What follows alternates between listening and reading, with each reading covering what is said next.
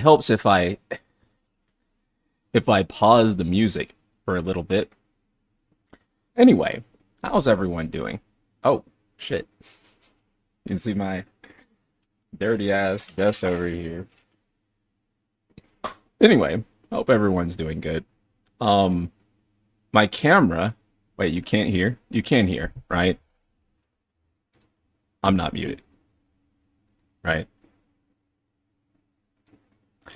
Anyway, you may notice I'm a little bit more HD today.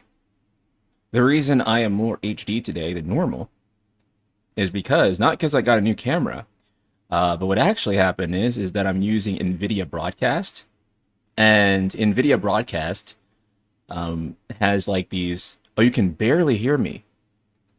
Okay, we can fix that. How about now? Can you hear me good now? I'm not peaking, am I? I hope I'm not peaking. I hope I didn't just more HD that the graphics drop. Yeah, it looks like it, doesn't it? I look very HD today. So here's what happened that made me more HD. Since I got the 4070 Ti Super, new NVIDIA graphics card come with these AI-based features. It's called NVIDIA Broadcast. And what NVIDIA Broadcast can do is that it can do AI-generated like depth of field, and it can do like AI denoising. And as a result of these AI features, you're able to take a camera, like a standard webcam, like I have right here, and you are able to make it basically very HD. And this is all using my own graphics card locally to do this. So it basically takes the image and then processes it in such a way that makes it look more HD. So it's pretty neat. I think it's pretty cool. I've been playing around with it. And so, I mean, thanks to you guys, we were able to fund a really good webcam in the form of the what do you call it? Elgato face cam, right? And so when you combine the Elgato face cam with my NVIDIA 4070 Ti, this is what you get. Now, that being said, it's not perfect in terms of like the features, because as you can see here, there is sometimes some warping. Like as I move my hand around, if you look at the Moogle, sometimes the Moogle becomes clear, and then sometimes it blends in with the depth of field. So, like I said, it's AI based, so it's the shit is not perfect at all. But 90% of the time, when you're going to be looking at the screen, it's going to look pretty damn good. So I'd say it's worth it. And then when you have me on like when I'm this size playing the game, actually I'm even smaller than this when we're actually playing the game, it looks even better, right? So for the most part, you know, the shit's gonna look pretty damn good, in my opinion. So I'm actually pretty excited about it. So we're gonna start Dawntrail in a second here. Apparently, I put my password in wrong too many times, and so it cooled me off. So for a few seconds, we're gonna be a just chatting stream until it fucking lets me log in. Which maybe it'll do now. Maybe it'll do now. Oh fuck, okay. It let me do it. Man is out here using reshade in real life. Yeah. This is the first expansion I haven't played at release. I may play it eventually because I think it may be just a hangover from how great Shadowbringers and Endwalker was. IDK. I don't know if I have the mental capacity left to throw Rebirth in there as well. Okay, so real shit. Actually, let me put the chat on this OBS scene as well. Let me see if I can do that. There's been a lot of discourse on this expansion, right? Like, there's been a ton. And people are talking about if this is a good expansion or a bad expansion or not. I can't personally give you my opinion yet on whether that's the case. That being said, I have read a fuck ton of arguments about it either way. Now, what I will say is, there's a lot of arguments that I don't like. I don't like when people, what do you call it? Sandman, strawman, Sandman, strawman. I don't like when people strawman arguments. You guys know that. And I think no community strawmans arguments more than Final Fantasy's community. Just completely make shit up about like what people are saying and what people are not saying. Completely fabricate things that people are not actually trying to say or articulate. And I've noticed that has really been the case quite strongly with Dawntrail, right? Because I know most people are probably not saying a lot of the things that are kind of getting thrown out there. But that's kind of what people, that's kind of the nature of these things. And so I want to play it, and I want to set things right for myself and really give a more accurate review of it. Now, one thing I will say that has been true is that it does feel like the interest in this expansion has been a lot lower than previous expansions. And I'm saying that based on me as a content creator, right? Like in my experience with it and tracking it, there did seem to be a huge peak with Inwalker in terms of like social media interest. Now, bear in mind, social media interest does not necessarily determine whether or not a game is necessarily doing good. However, the social media interest compared to Shadowbringers or Inwalker has definitely seemed to be lower. Fallen Angel, how are you doing, man? I feel like we haven't chatted in quite a bit. I hope you're doing well, man. First arc is objectively better and more consistently written, but I prefer the second arc for personal reasons.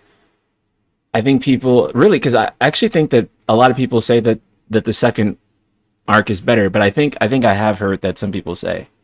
Gameplay side is peak, but story has a lot of good ideas, but the crazy focus on Wak Lamont and Wak Lamont alone really hurts many other characters. It can be really off-putting. Right. So this goes into like the kind of like straw man thing, right? This is my understanding of like people who've been critical of the expansion, is that they're saying it's not that Wak Lamont and is necessarily like the problem with Wak Lamont is that the entire expansion is just Wak Lamont, right? Whereas Final Fantasy tends to have the ensemble cast, right? So I think that even Stormblood necessarily didn't depend on you liking Lise probably even as much. That seems to be my interpretation of what people are saying. But I'll tell you one thing, that like whenever people throw around like the idea that, especially in a game like this, that the problem is that people aren't reading, and I'm like, they had to read in order to even get this far in the game.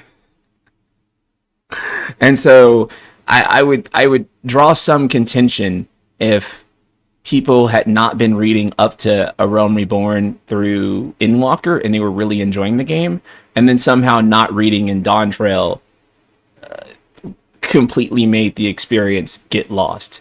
That would also raise questions for me personally.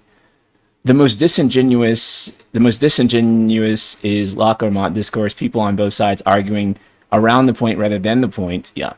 Someone innocently just says they don't like the character or the English VA performance, literally loses its mind, labels that person. Yeah, it's just, I mean, that's kind of the nature of it, right?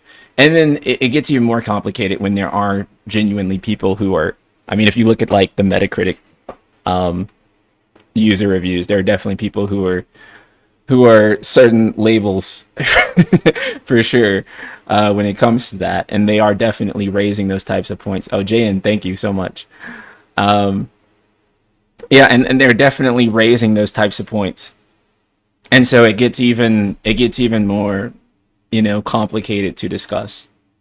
So I look forward to playing it. I look forward to making my opinion up on it. But I don't look forward to discourse with Final Fantasy fans because Final Fantasy fans tend to really not be too genuine when talking about things, right? With uh, you know, um, and the worst aspect of that is that people who love a thing are like, this thing is perfect. There is something literally wrong with your mental faculties if you don't like it, or this is the worst thing in the world, and you guys are just nostalgia attached or whatever types of arguments that people make. And you guys know that I hate those types of arguments because normally it has nothing to do with people, what people are actually saying, what people's actual praises or grievances are. It tends to be, I want to make up reasons why people like this or don't like this, so that it is easier for me to hate them for not sharing my opinion. And this is a thing that happens throughout all video game discourse, right? Like, it's not necessarily unique to Final Fantasy, but it plagues Final Fantasy quite a lot. And it plagues Final Fantasy a lot because FF is so different from thing to thing, right? FF fans are like LeBron and Kobe fans. If you know, you know, extremely passionate and biased. I don't know sports ball, but I believe you. I believe you 100%. Um, this feels like Stormblood 2. I wonder how Yoshi P and the writing team will handle the feedback since the 14 has been going higher and higher until here. Yeah, I mean, yeah, it's the meta score is still averaging right now, but this is going to be the first expansion to score less than the previous expansion, and it's going to be the first expansion to do so by like quite a bit. I also think too, like speaking of the strawmans, again, I can log in now. I don't want to spend too much time just yammering here about all these points that I've just been seeing on social media that have kind of like just turned me off a little bit, but not necessarily on the game, but just blackpilled me on the community again. Was that I see a lot of people saying that like a lot of people expected this to be Shadowbringers or Endwalker again. I really haven't seen anyone saying that or implying that. So I don't I just speaking personally on an anecdotal level, I have not seen anyone saying that they have expected this to be Endwalker or Shadowbringers level, or even like really having that implication. So I kind of wonder where that sentiment has been coming from. I think that's like an assumed. You haven't seen people explicitly saying that, but the implication is there, right? I guess that's an assumed thing, right? The assumed thing is that people expect this to be Shadowbringers or Endwalker tier. I'll let me state, because I've only gotten into like the first zone. We haven't gotten too far. So let me explicitly state my my expectations of the expansion, like what I personally expect going into this experience, what I expected before, and what I'm expecting now that I know, especially.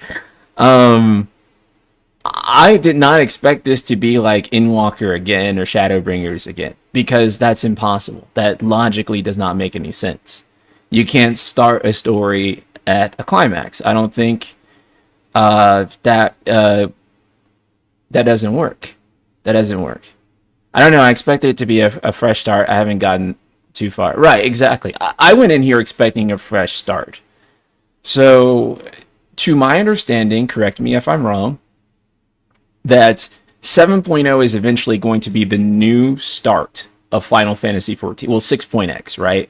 So eventually the game is going to start at 6.x and lead into 7.0. Not anytime soon, but Yoshi P has thrown this out there as what he thinks will be the new starting point. So eventually, you know, from what I remember, I think it was like maybe 8.0 or 9.0. This will be the new starting arc, right? So that is my understanding. Again, if anyone needs to amend that or correct the facts there, please do so. So with that in mind, the comparisons to A Realm Reborn are worrying to me, right? Because if this is A Realm Reborn again, then I think that's a little disappointing because, you know, we always tell people that A Realm Reborn is like, you know, that's like the rough part of the story in the game. And we always say, oh, I wish they would go back and tighten A Realm Reborn up, make the MSQ, you know, shorter, voice over more things, do stuff like that to more quickly engage people to playing it. So that is just arguments that I've seen about that. Again, I don't really have a weight in on that because I don't know. I can't comment on this expansion yet. I'm like 3 hours into it, dude. But DT is a good version of A Realm Reborn in which you learn about a region in an engaging way with cool characters and they reinforce previous. Okay, that's cool. DT was meant to be a standalone story and not the start of a new arc. They don't know where the story is going in the future. All they've done is plant potential seeds by the end. Okay, that's kind of what I figure. People always want the expansion to be bigger and better. Yeah. So I don't know. I don't know. But to clarify, my expectations going into this expansion are certainly not something that is going to surpass Endwalker in terms of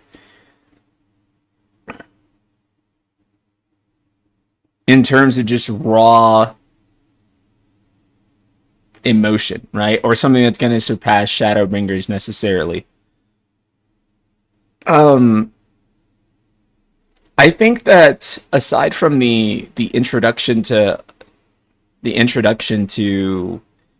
Heavensward, I think that Heavensward stands really good as like its own story too within FF14. Like just base 3.0, right? So I guess my hope going into this was that it would have told that like compelling story within 14's world that didn't necessarily have the highs of like a Shadowbringers or an Endwalker. So I guess I was expecting a Heavensward, maybe a Heavensward tier expansion, and maybe I'm completely out of touch or wrong for that.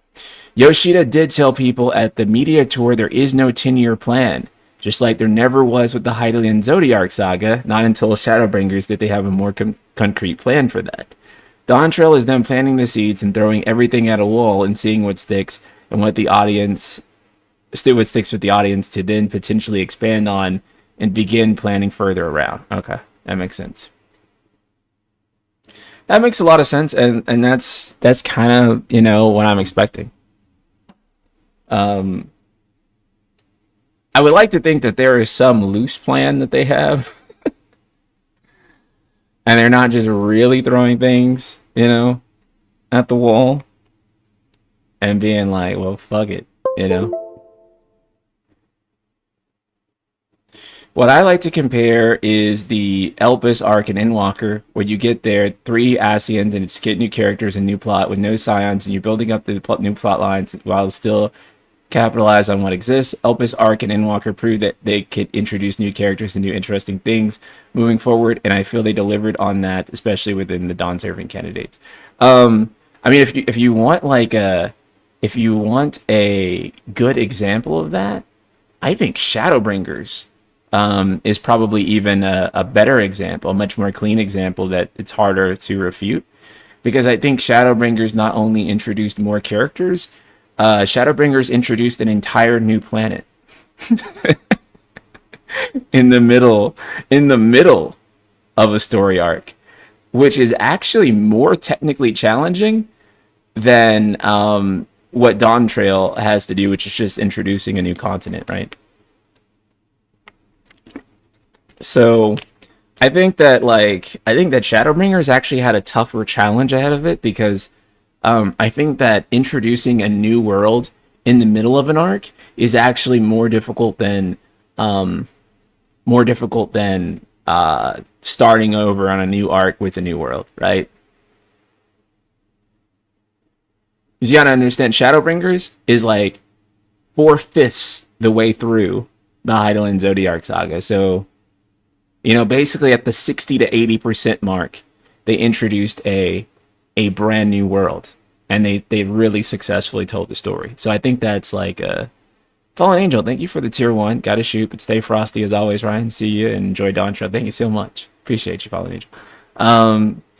Chris says, I think it is a good explanation, especially because it is just the start. You really can't compare it to Shadowbringers. Right. So, to be clear, 1,100% clear.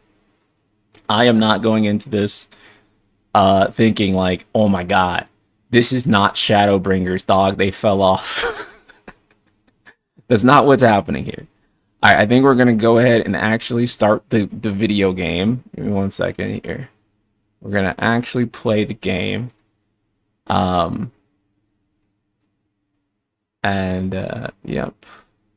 Let me just do all that, and then if it'll let me, I'll pull it up in a second.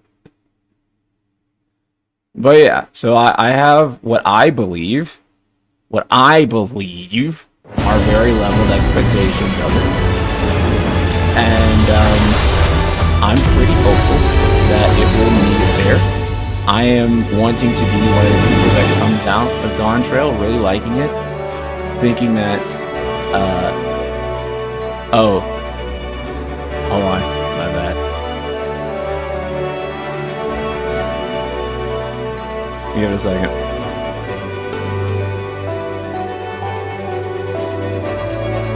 There we go.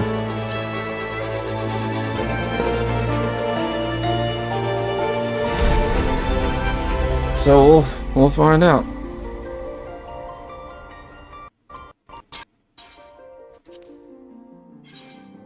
Personally, I like the story of Dawntrail. Its execution that most of my gripes lie in. Most of the story is tell and not show, but I enjoyed the story beats. Yeah, that's oh, is my camera choppy? Oh, I know why that's happening. Hold on.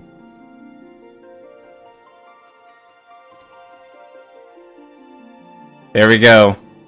I'm back to normal. I lost my Riz. Is it good now? That's because it uses too much CPU. Oh wait, hold on.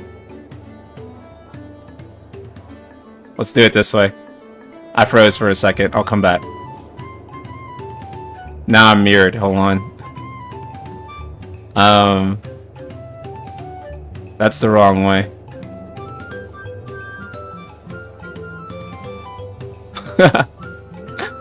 Now I'm really clawed. Okay. There we go. Sweet. What the hell were we doing? Mob Blue stream. Anyway. Put the game audio down, like right there. And, fuck it, let's play Upside Down. True King. Too true. Yeah, so the unfortunate side is that I can't use the, I guess I can't use the features of, like, what am I doing? I need to go over here. I can't use like the AI features while I'm running a game because it's just gonna make it choppy as hell. So unfortunately, I can only be HD during just chatting streams, but that's fine. That's fine. You guys can deal with me like this otherwise. Not sure how true this is, but I played A Realm Reborn. Wait, I played a Japanese voice, and I've seen a lot of people saying the new voice actors are mostly ARR quality. Really? I mean, they're still using the same studio, right? But I guess these aren't... Now, actually, maybe to be fair, these aren't British accents, so it could be that these are like British people making the accents, making Latin accents, and maybe that's why. They have an American studio for the new characters? Really?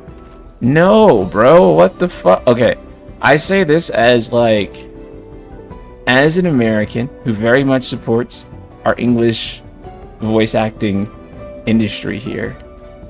But there is a Final Fantasy XIV English, is that it's British. You can't you can't just like take the Riz from the game, dude. Like that's like, I don't know. That doesn't before we get moving, you should hold on to this. With that, I suppose we should hop on the alpaca's Malblue, as so kindly provided us. Okay. Ready? Let's go and mount up. Okay.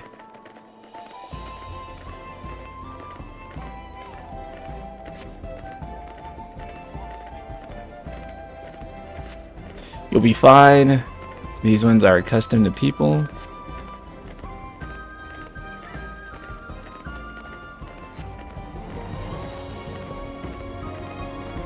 It also makes it weird that Arenville, who is meant to be from Turl, has that Icelandic accent. Like, do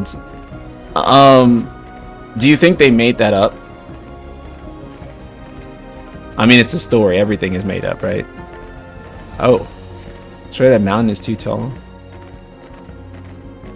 Dude, the new zones are just so gorgeous, man. Like, holy crap.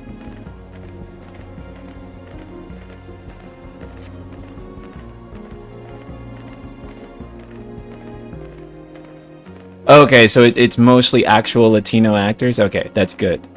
I like that. I like the authenticity there. You said you were about the powder professor? No, I'm learning working with the alpacas. So, like, one of the things too is that it seems like for this expansion, and I've seen people talking about this online, is that it seems like there is less voice acting overall. Maybe not less, but maybe it's like not distributed necessarily as well as it has been in previous expansions. Do you guys agree with that? Disagree with that? Is that true?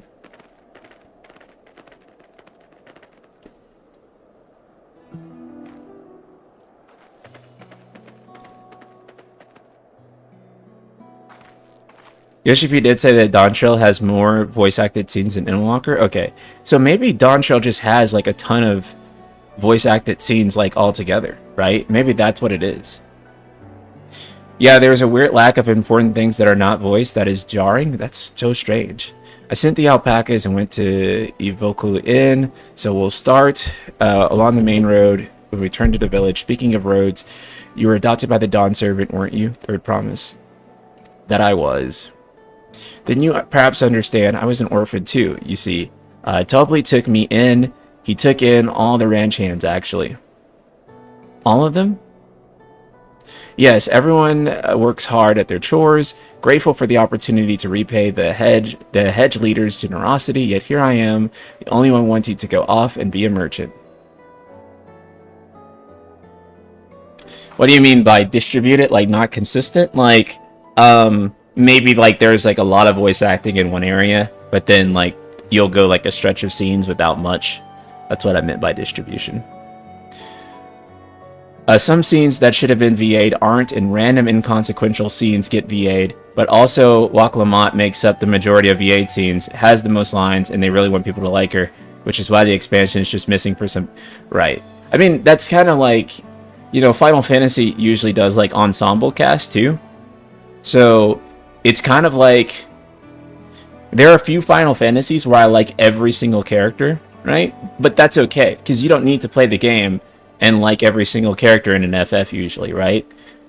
You can really get away with playing an FF most times and just liking like 2 or 3 guys like really hard, right? Or maybe you like some of the other characters less. A lot of the times too, people's favorite FF games are not necessarily the FF games that they even like the main character, right? There are people that like necessarily don't like Tidus, for example, but they love Final Fantasy X. Now, I think that they're wrong as fuck, because Tidus is based, actually. But there are people that don't like Tidus, for example, but they still love FF10. And the reason is because of that ensemble cast, right? Like, if the main character doesn't do it for you, there's always a character somewhere in the roster that does it for you. And that's kind of the strength of Final Fantasy and JRPGs at large. I'm just gonna rate this to myself because I'll get back to reading it out loud in a second, but it's just quicker. Nothing's really happening just yet, and I enjoy chatting with you guys, so really just waiting for it to kind of pick up. You have that little axe for me? Over the hatchet. Thanks. Now we to see what we can get for it.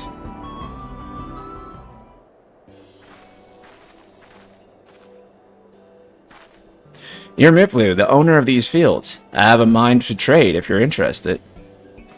Well, the third promise. I might be convinced to entertain a proposal. What do you have on offer?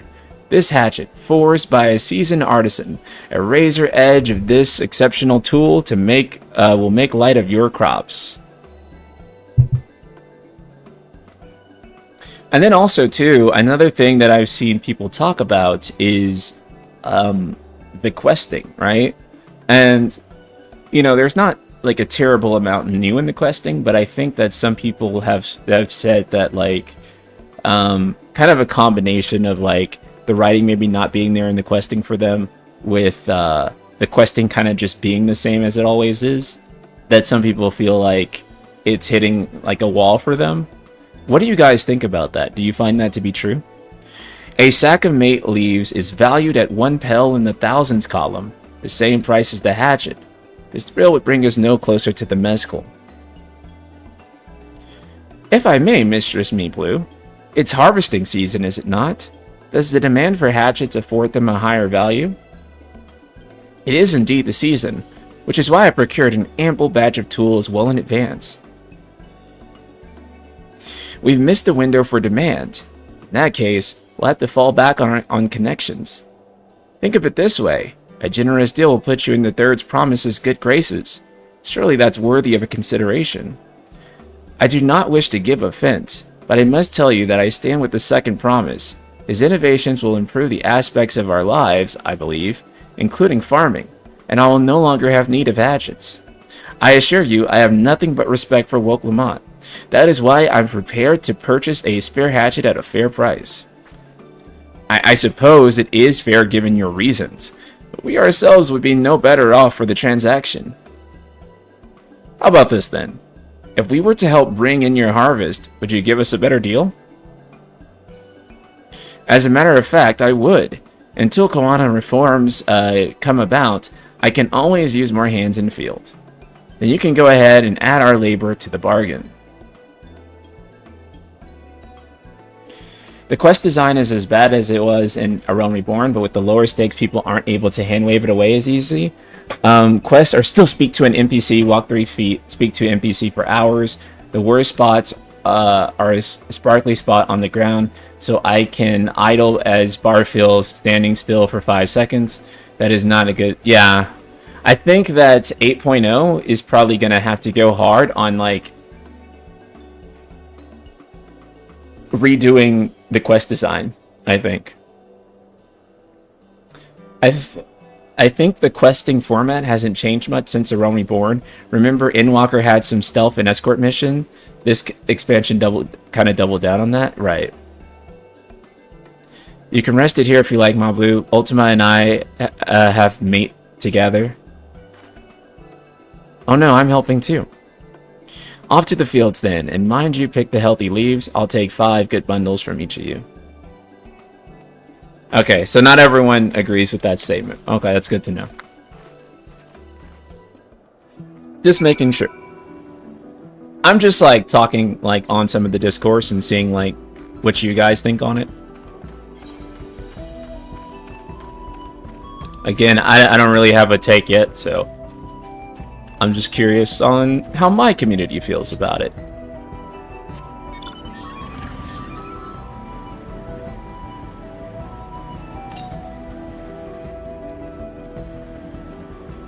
I should have been getting these like the whole time. But it's whatever.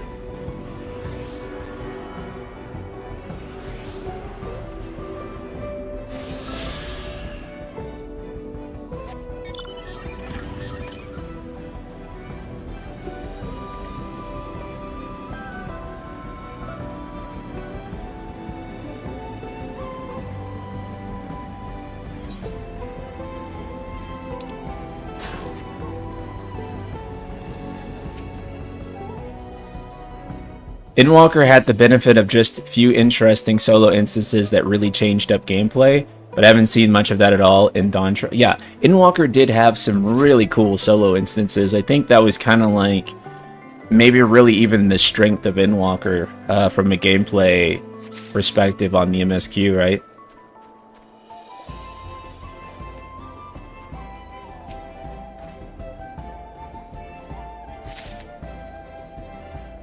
Well, it is a rather slow start, but what would you expect? It's a new saga being told here, and one should expect world building and lots of text.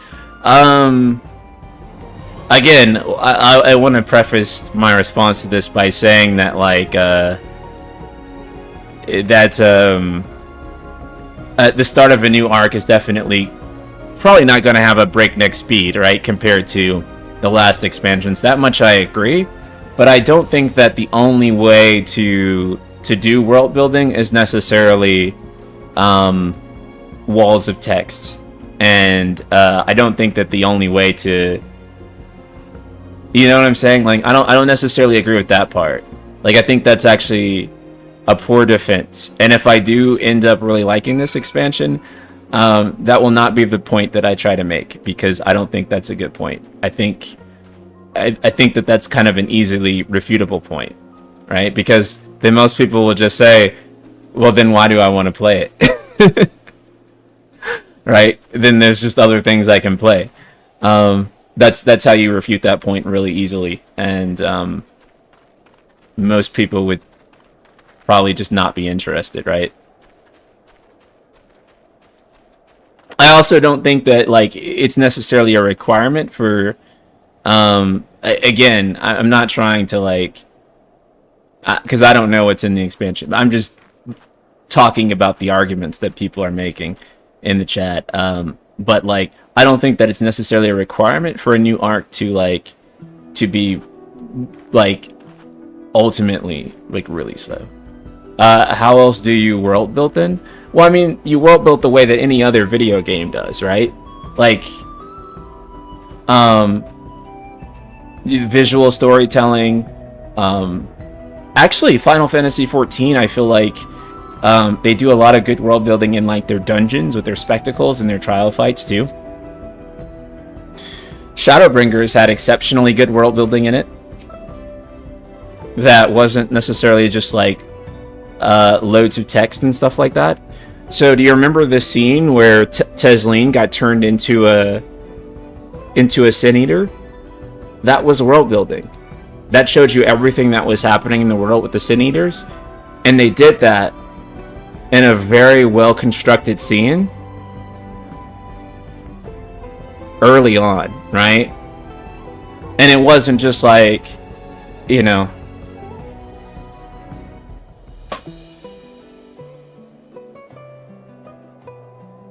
it wasn't like a wall of text per se.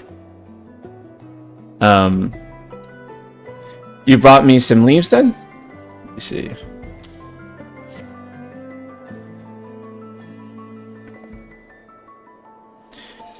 An acceptable harvest. We'll see how your companions fare before I make any decisions, though.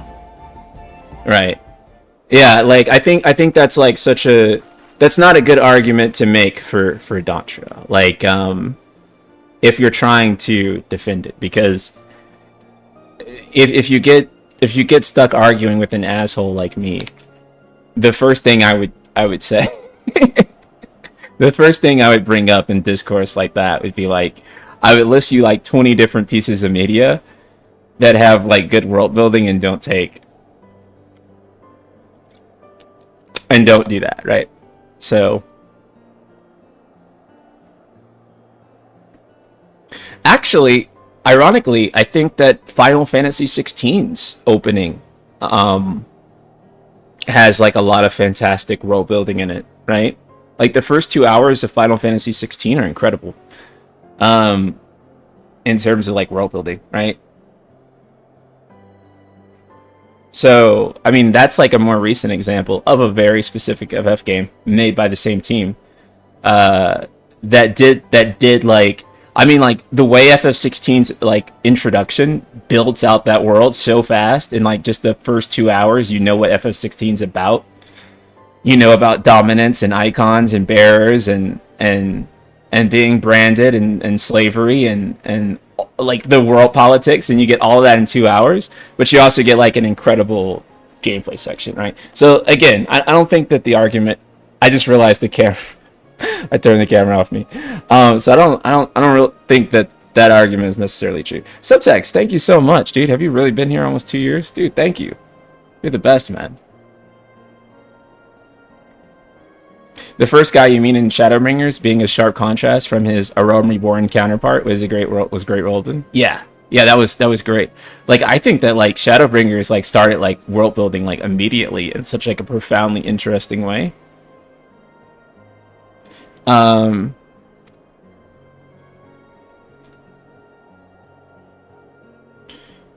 Thank you there, Promise. This is more than enough to hold up your end of the bargain.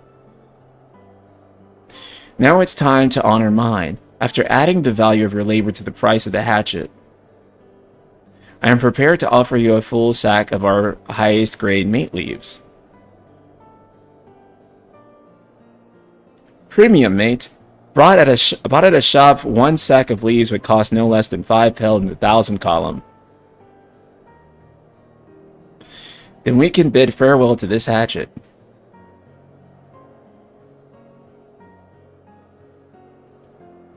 I'll give it a good home.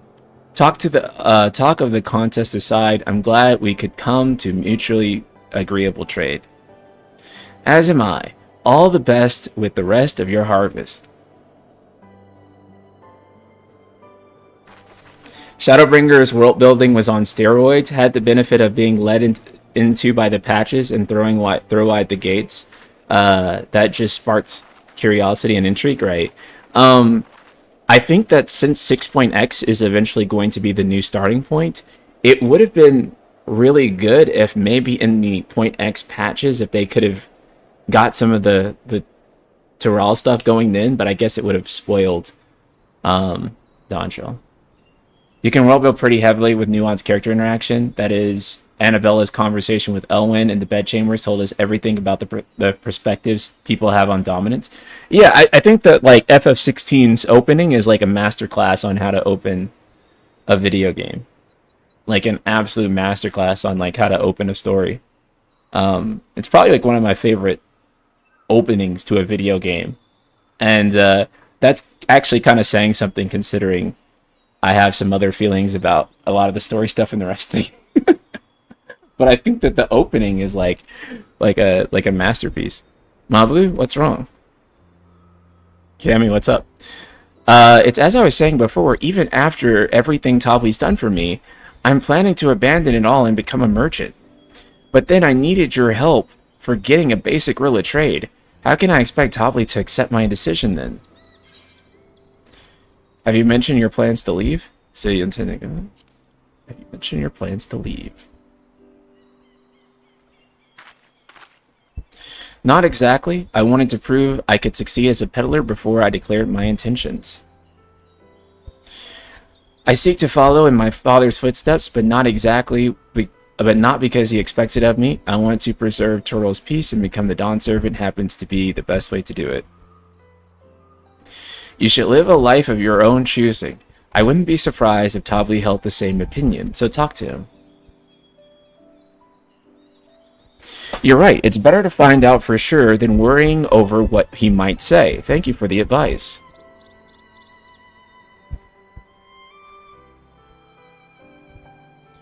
But first, we have a saddle to buy. I want that success under my belt so I can be sure of my decision. What's next then? We trade our leaves for something halfway to 10,000 pel? No, I think we're close enough now. I say we go straight for the premium mezcal. Bargain our way into double the value. I think you can do it. Trust me, I will make this trade work. I admire you, Third Promise. That you're holding your own against such strong competition for the throne is inspiring. Am I really holding my own against Koana and Zeralja? Bit late on your playthrough. How are you liking it? No. We're still way early, so I don't really have a take on it yet. I mean, of course I am. I'm Waklamot of the Dawn's Promise, after all.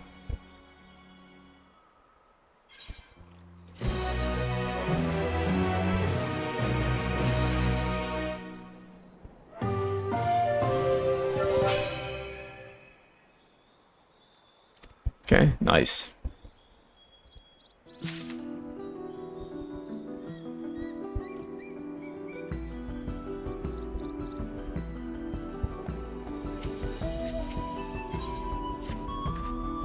Before we go, let me give you the mate leaves. I don't need to risk proving Aaronville's point. Ready then? Our next stop is Mezcal Distillery.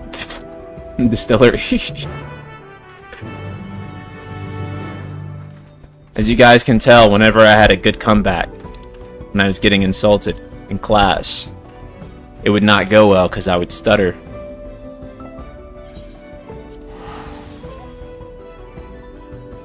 Actually, streaming, I feel like, helped me quite a lot in being able to kind of articulate myself as a person. If you actually are able to, like, I don't know if Twitch has any of my old streams archived, but like, if you go back to my old streams, or you watch my old discussion streams, and how often I say like.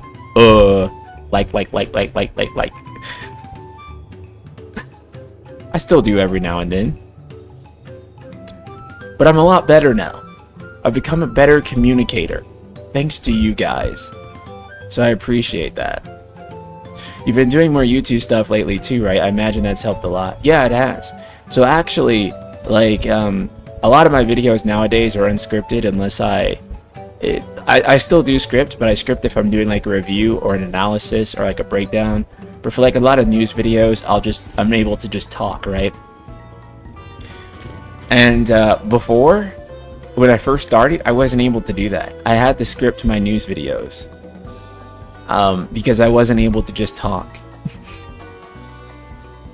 But I was a real late developer with speech and with reading and a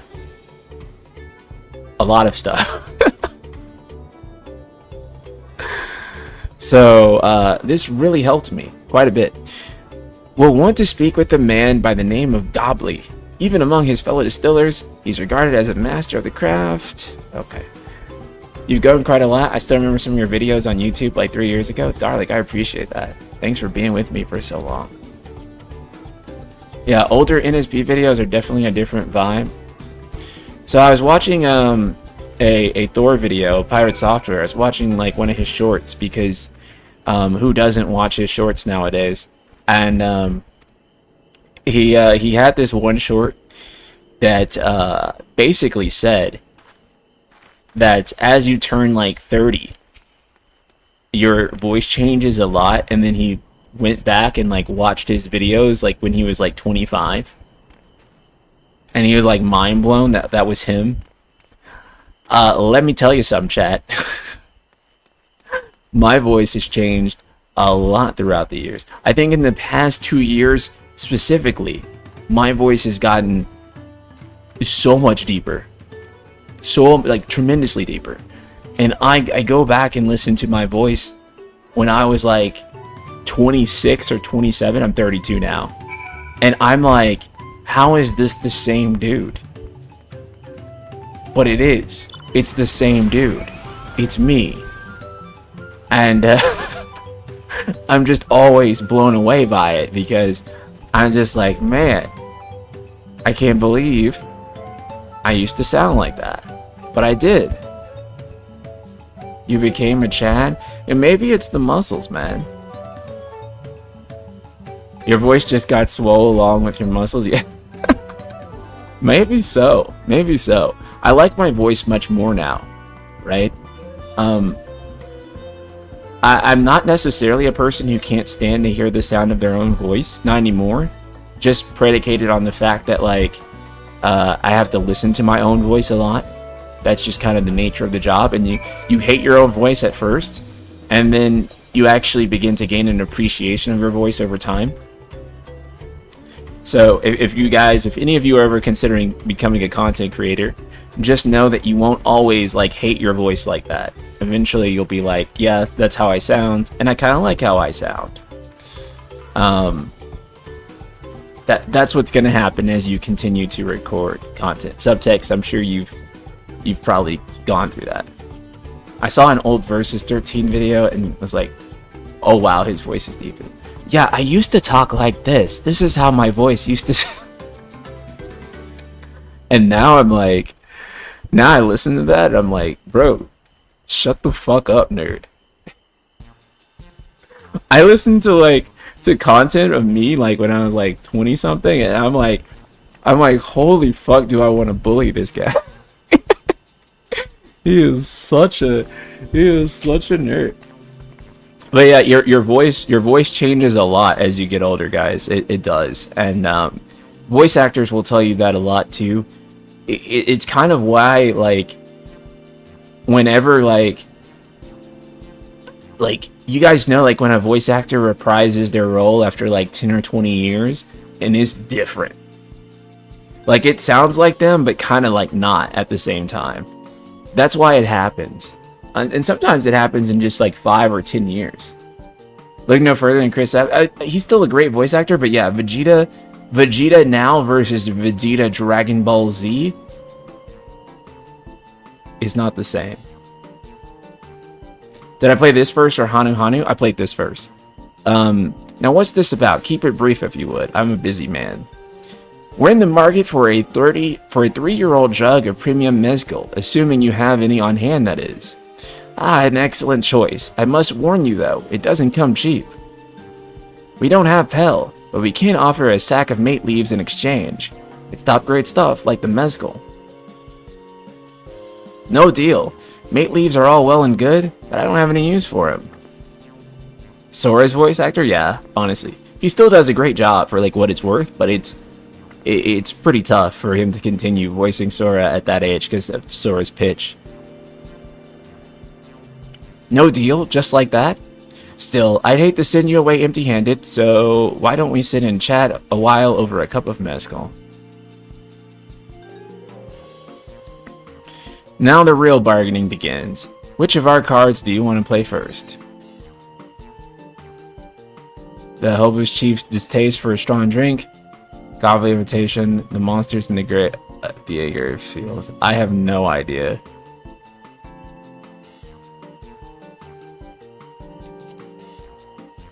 I'm just gonna go. Let's hold on to that one and consider our timing. Let's go with the strong drink then.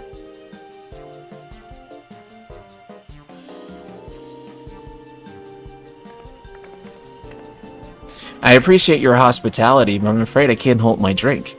I've heard one of your regular customers, Hobbygo Chief, is the same. Seeing as everyone can enjoy mezcal, I wonder if you might benefit from having other refreshments to offer.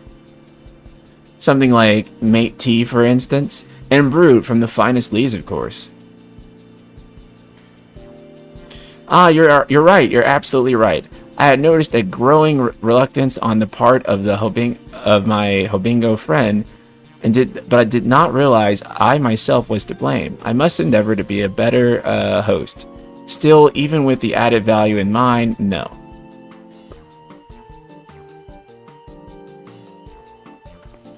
This is a new mechanic too. There's one correct answer, but they let you try again until you get it right. I like that. That's a good way to add some quest variety. Should we offer to cull the monsters causing them trouble? Not yet. We'll keep that card up our sleeves until we need it.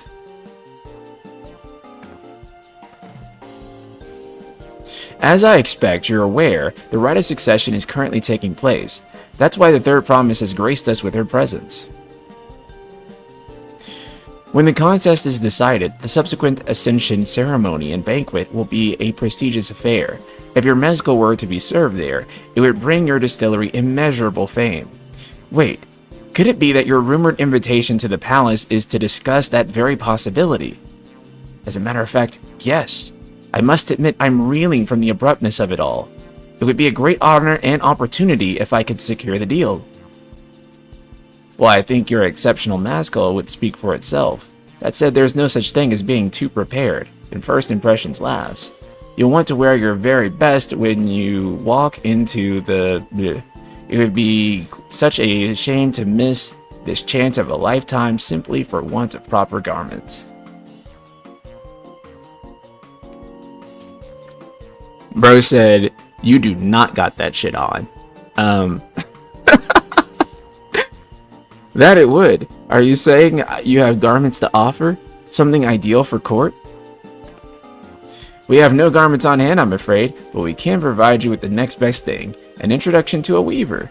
His name is Bolnock, and his works are highly regarded in Tulial.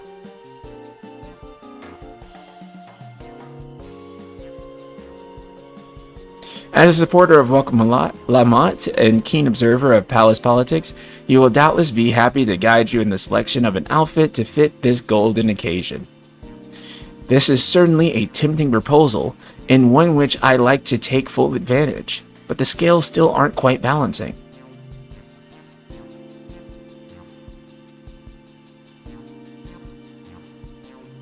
Say, weren't there monsters running amok in a grave's jaw? That's a problem we could easily solve for you. Truly, I'd be most grateful for your immediate assistance. I was resigned to hiring sellswords to clear them out. Factoring in that saved expense and an introduction to a trusted weaver, this is shaping up to be a sound bargain. Alright, you have a deal. Yes, I knew you'd come around. Give us a moment and Ultima and I will take care of those prowling nuisances. In the meantime, I'll use the time to pen an introductory letter to Bolnock. The fields we're looking for are north of Wadchen. Hello, be safe. I like the idea of them, but these kind of back and forth quests are just kind of uninteresting from a gameplay standpoint. I mean, it's kind of a, like, if we're being like more honest with ourselves, it's kind of a CVU3 problem in general, right? Like, on like how they design quests in games, right? It's a lot more forgivable in an MMO because you kind of expect a lot of dry questing in an MMO. Not all of the content's going to be a banger. An MMO has to have a certain level of volume to it, that sort of thing, right?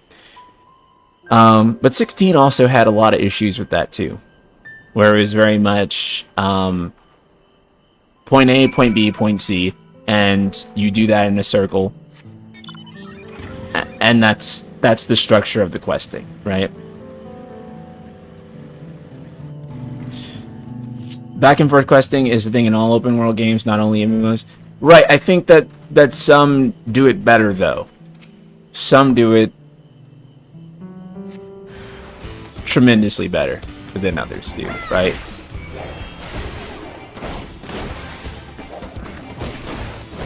So it just depends.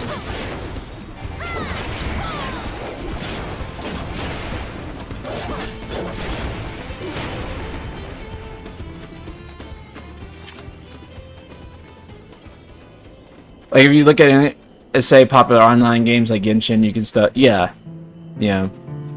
I'm sure that Genshin has quite a lot of that too.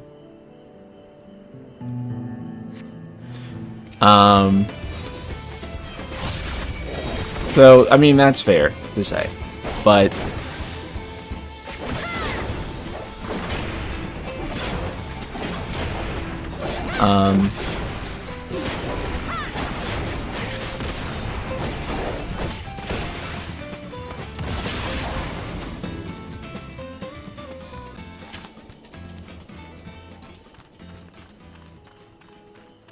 it's the whole thing of it can be better, but it's not shit because it doesn't do X or Y per se, right? Yeah. I mean, good questing itself can be kind of contentious about like what it is, right? In a lot of cases. Oops, shit, I fucked up my rotation there. Oh, it's okay.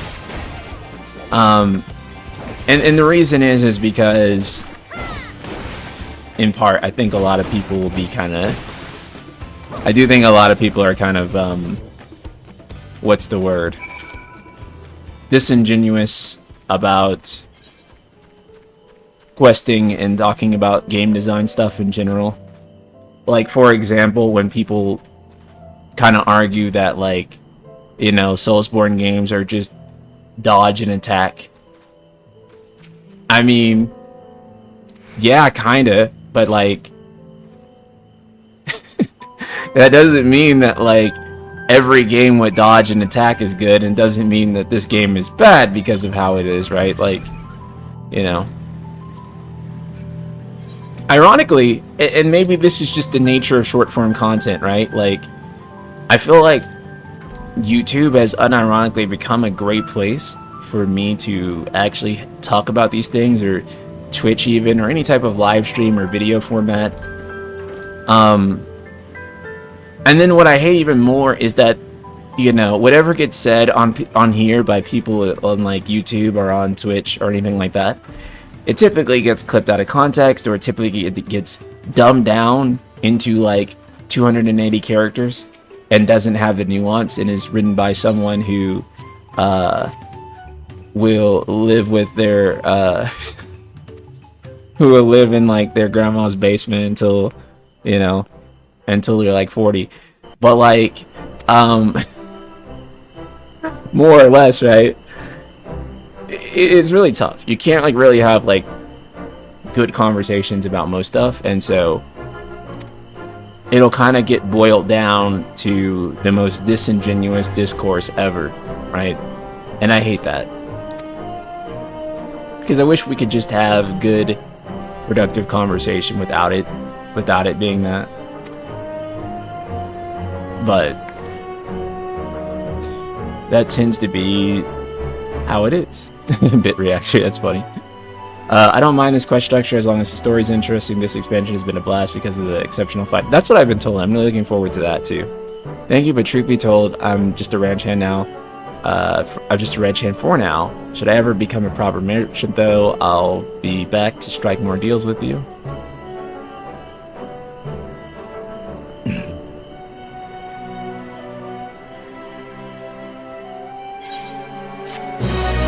Is that a level up for me? I thought I was close to leveling up.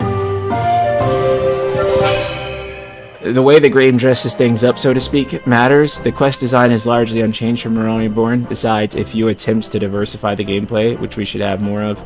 The reason when people are complaining in Dawntrail is because the usual stuff that distracts them. The set dressing being more of a personal or engaging MSQ isn't working for people, so without that, they see the quest for what they are. Yeah, I agree. Is this the latest expansion? Yes, it is.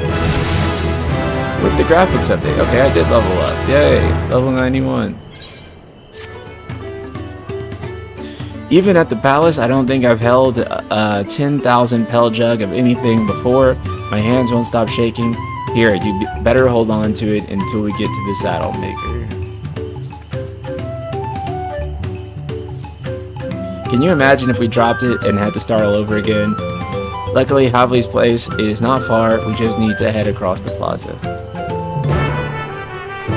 How many languages is like Genshin dubbed in, right? English, Chinese, and then Japanese, and I don't know. But the reason I mentioned Genshin is because, you know, think about how much voice acting is in that. Okay, so it's in 4 languages. That's pretty good. Yeah, 14 is dubbed in a lot of languages too. It sucks though, because I just think that if this game did have the level of voice acting that something like that did have, it would be great. But I don't know if it's possible in terms of financially or time-wise. But holy crap, would it make this game like go crazy if it did. This is it, the trait we've been working towards. Genshin even has a Thai interface? That's crazy. Oof. Still in one piece. Right, time to make our deal. That's really crazy. But that makes a lot of sense to me because, you know, Asia is really their market, so of course they would. Get your tools ready, Sattler. We've brought your precious mezcal.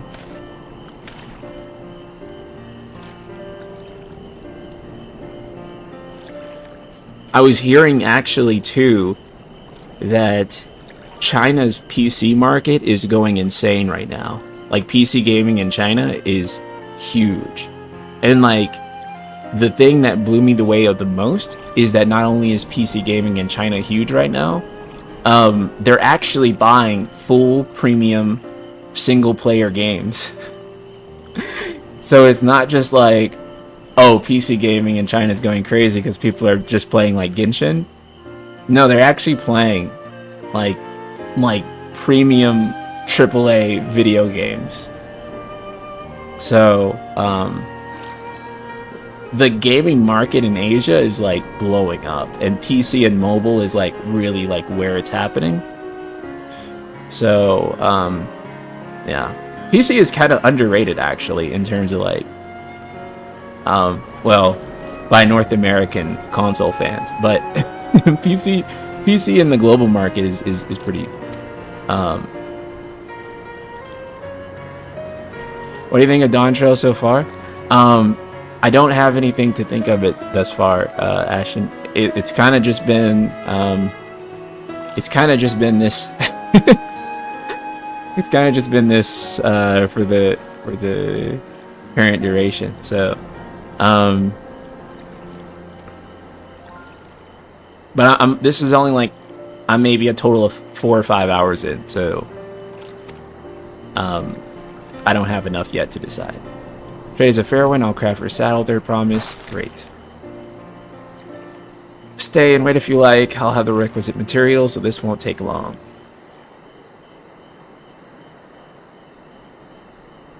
A lot of the bad reviews in Steam for Dawntrail is from Chinese players because they actually use it as a forum. Really? Asian countries also have PC rooms. Something I struggle to see us adopting in the West, but yeah, people go eat, play games for decent hours on PCs, for hours playing MOBAs. That is actually a thing in the US, but it's actually funny because it's actually just the thing in like the Chinatowns here. So we have them here like in Chinatown or in Koreatown, here in Texas, for example. And so people do that. It's not like a widespread thing, and obviously, again, you have to go like to the demographic area. However, yeah, they have them. They have a couple of them here. Your commission is ready. Catching a wild alpaca is never a simple affair, but you'll have an easier time of it with one of my saddles. Yeah. But I don't ever seeing it like catching on to the point of where it's like, yeah, where it's like a super mainstream thing here, even. But it is a niche thing that kind of exists here. If you don't mind, I have other work that needs finishing. Sorry, I can taste that smooth mezcal already. Yeah, the graphics update is amazing. It makes looking at this game so good. At first, I didn't think that they were going to do like too great of a job with the graphics update because I wasn't tremendously impressed at first. But now, now that I'm in the game and I'm really seeing it, it's pretty damn good. We got what we came for, so let's return to the ranch. The others will be waiting.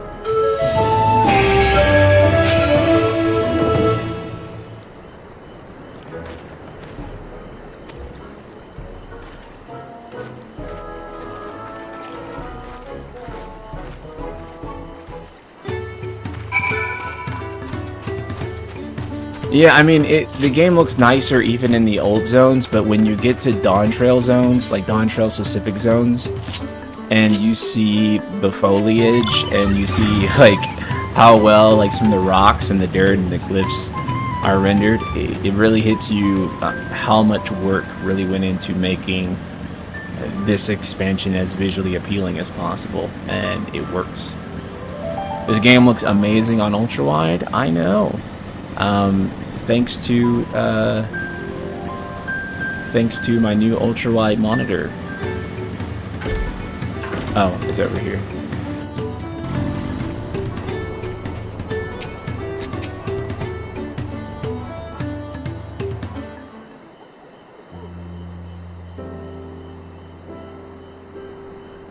You required the saddle in? Oh wait. Is this voiced? They turn my headphones back on. They auto turn off. No, it's not. Oops. Zen Rapids, hello. Before you rush off to catch an alpaca, though, let me teach you how to saddle one. I'll bring one of our wild-born friends so you can practice.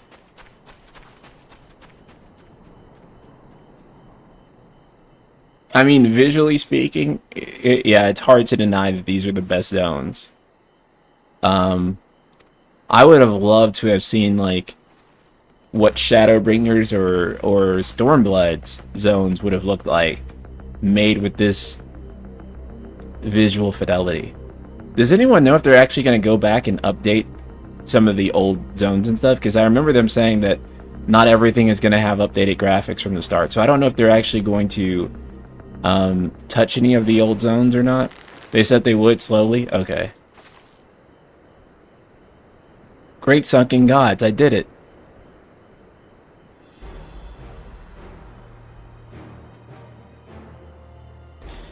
He hardly seemed bothered, much less inclined to split, as if he was completely accepting Woklamon's touch. That is because of the singular scent with which the saddle has been coated. Alpacas find it very soothing.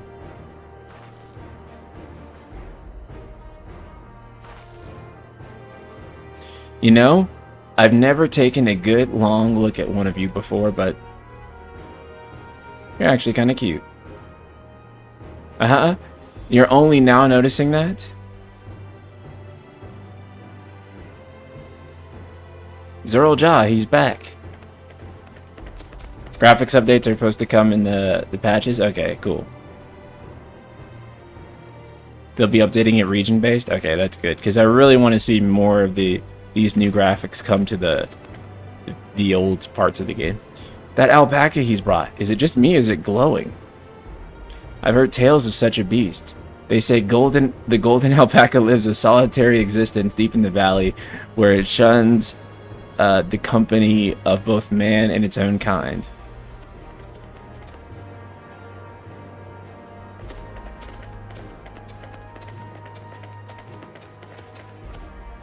How did he manage to snare a prize like that?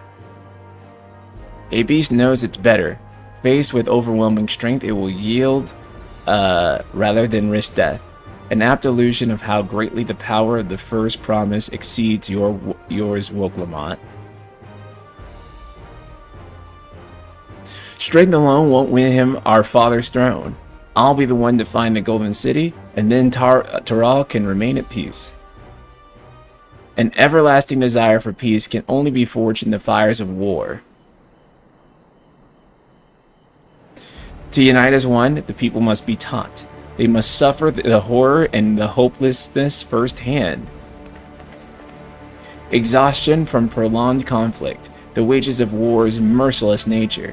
These are what moved the clans to join in the founding of Toyalia, however you say it, all those years ago. Consider the younger generations of this village. Since birth, they have basked in unbroken harmony, and behold, they regard war not as a tragedy but opportunity. Thus does the resilient son seek to provide education. He offers much needed lessons in the realities of conquest and a renewed appreciation for peacetime. 'Tis true that war's misery breeds a longing for peace. But I have seen with my own eyes what becomes an empire forged through violence, the violence you propose, the rebellions it spawns, and the ruins it left behind. The Guardian Empire has a congregation of simpletons.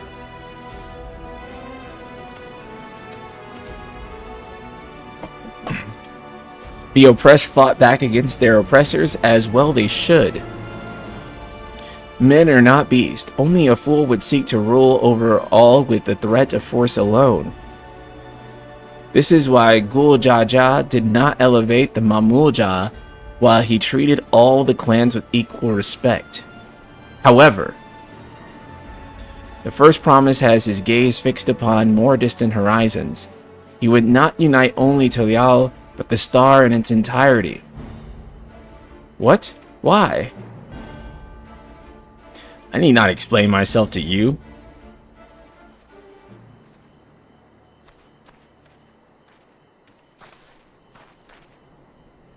Well done. Well done indeed. The first promise has completed the feat of gold with an appropriately golden flourish. May I present to you your much-deserved keystone. Why isn't this scene voiced, by the way? This seems like an opportunity or a thing that makes sense for it to be voiced. I'm kind of shook that it's not. He's always been like that. Never sharing his innermost thoughts with me or even Kona. Kona, it's right. It's Kona, right? It's like we're not even family. There are a few scenes like this. Right, I feel like in any other expansion that would have been a voiced scene. Am I wrong to think that?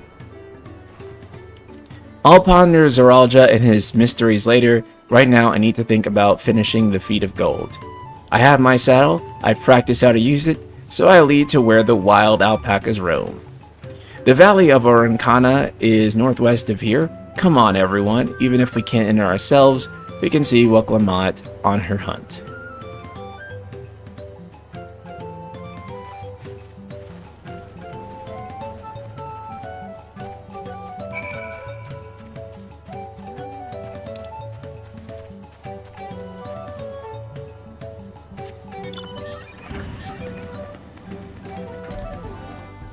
I know there are a few scenes in this part of the game that seem like they should be voiced in the mid-game that are like, why are these voiced? Yeah. Because that was kind of surprising. That felt like that should have been like a moment that was like kind of a character building thing that would have made a lot of sense to voice. Also, I think too that like this is kind of like one of the longest like bits that I've played of 14 post A Realm Reborn that didn't have any voice acting, right?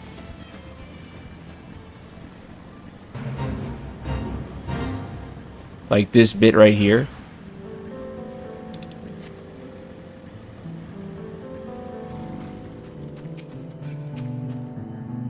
I can do this. I know I can. Cheer Waklamat as she marshals. Okay. Let's see. Oops.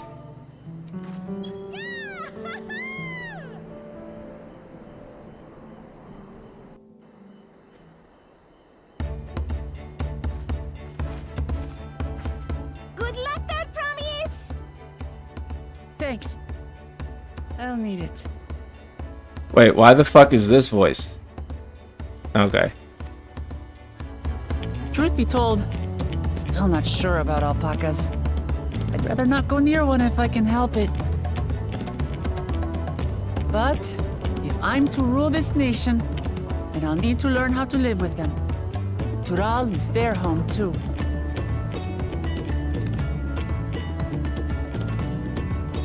Right. I'm off.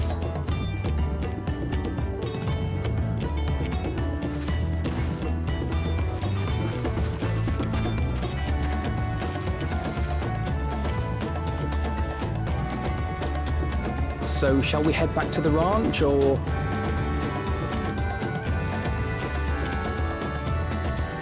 I'm staying here. As will I. Wooklamart is alone in this. The least we can do is stand watch and await her return.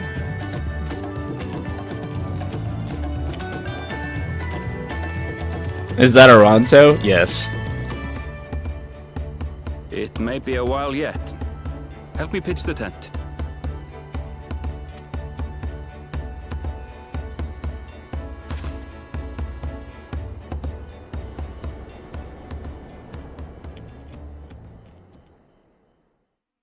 Guys, why the fuck was that voiced?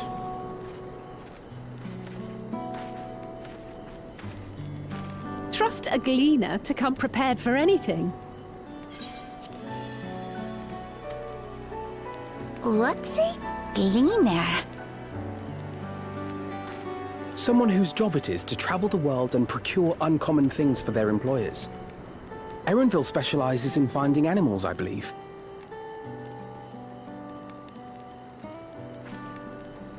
But aren't you a Shitona from Shak Tural? Why did you cross the salt?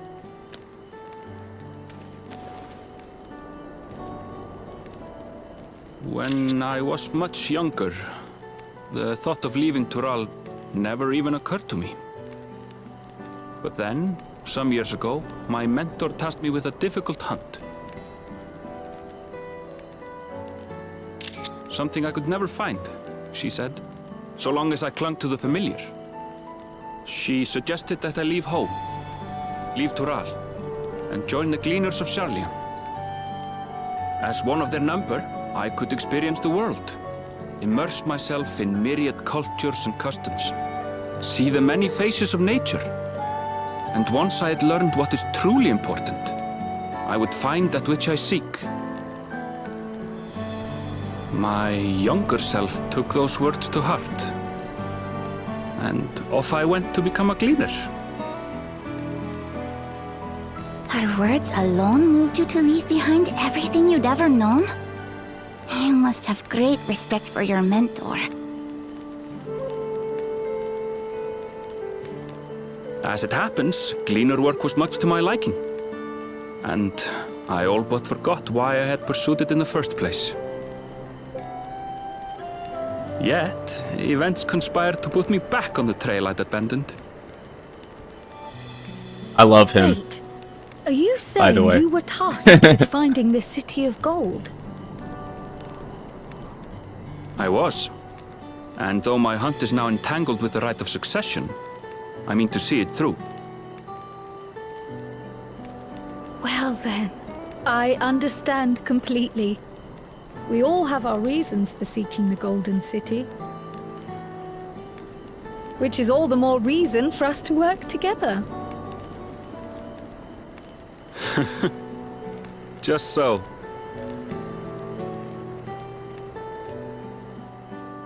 He's so based. He's so based, dude.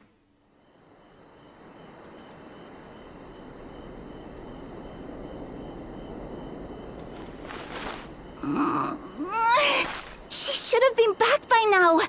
What if something's happened to her? We need to tell Tobli and arrange a search party. Wait. Do you hear that?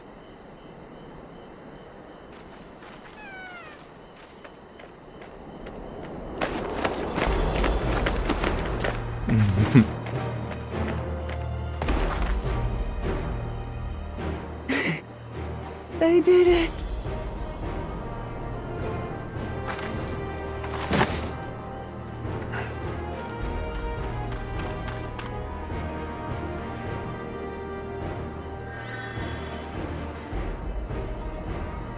You're utterly spent, and small wonder.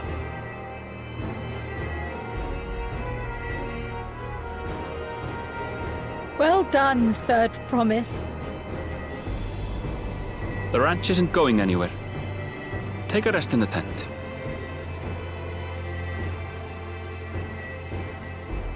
I think I will. Thank you all for believing in me.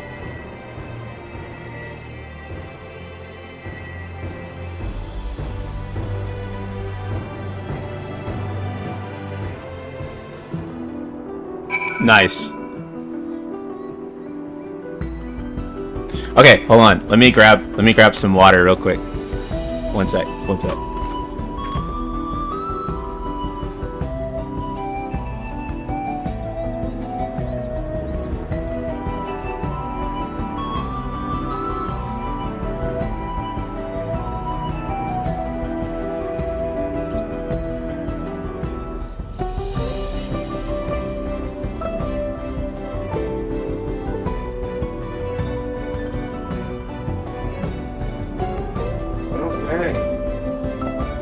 I'm back. And we're hydrated. Okay.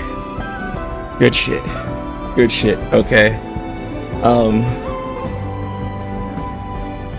Okay. That was a good scene.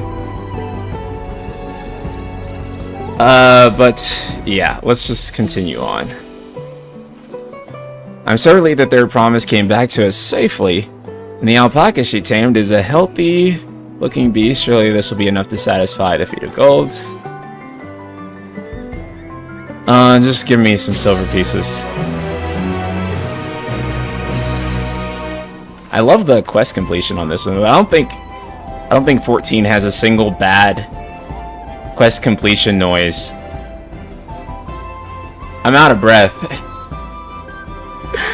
I'm sorry. I just ran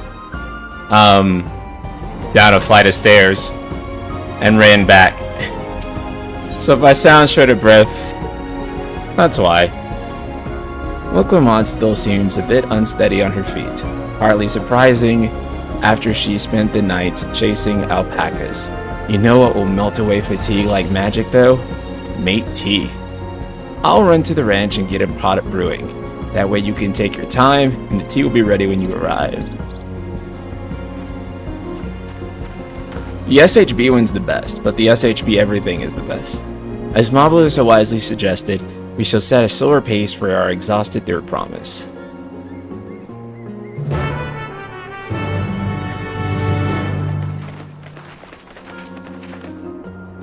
One of the things visually I like about this expansion is that, I mean the graphics, yes, but when you look at Alphino and Alize's hair, it is no longer as brutally low resolution to look at.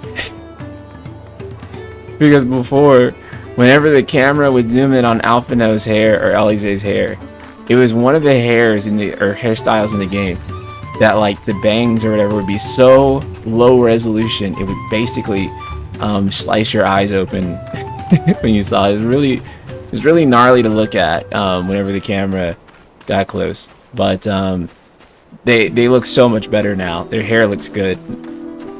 I'm glad they fixed that. Hair resolution was probably my biggest pet peeve with like the old game's graphics. And even here, honestly, the hair is still a touch low res.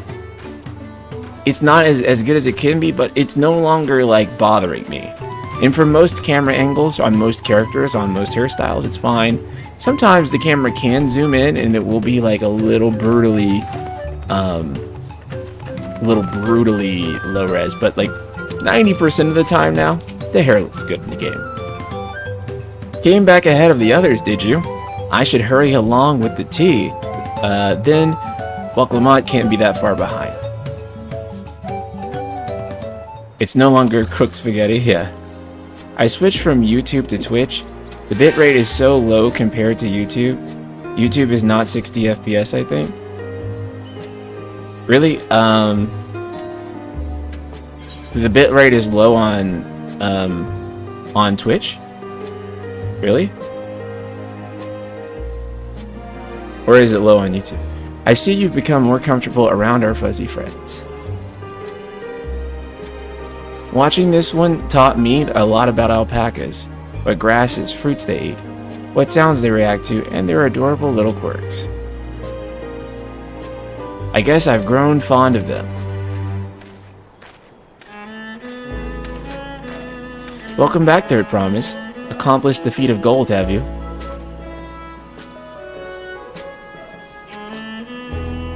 Yes, there's no mistaking a valley alpaca.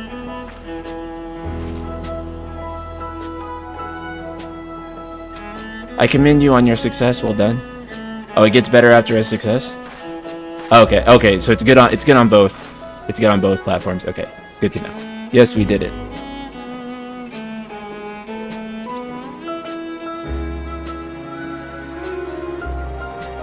Although I can find a shiny one like Zoro Jaja did. I'd be surprised if you had. Golden alpacas are born once every few decades. They are elusive, solitary creatures that are rarely seen, much less captured thanks to their innate physical and magical gifts. I'm sorry, that thing looks so comical to me, the golden alpaca. Only a single other person is known to have caught one before, that being Galul Jaja himself. Papa was chasing alpacas too? So my grandfather's stories say. It was before the founding of Toyal, in a time when the mountain giants and the Yoktohui held our people in thrall. Compelled by their overlords, our forebears would ride their alpaca mounts to the highlands to deliver gifts of food and other tributes. Those were wretched days to hear grandfather tell it. Then along came a young Gaul Jaja, yet unburdened by the mantle of Dawn Servant. Our people were amazed by this imposing two-headed figure, equal to the Yokui in stature, and puzzled by his entourage of mismatched companions. Some trembled in fear, believing a new conqueror had come. Yet Gul Jaja showed no such inclinations. He sat and spoke with us, sipping with cups of mate tea we offered him, and grew somber when he learned of our plight.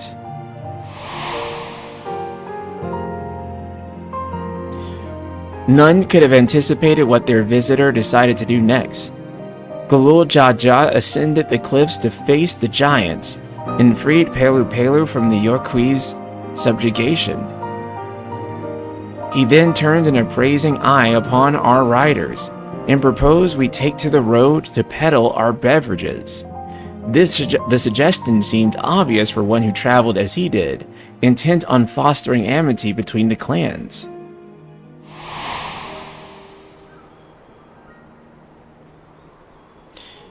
So it was a few words from Gul Jaja's transformed us into a clan of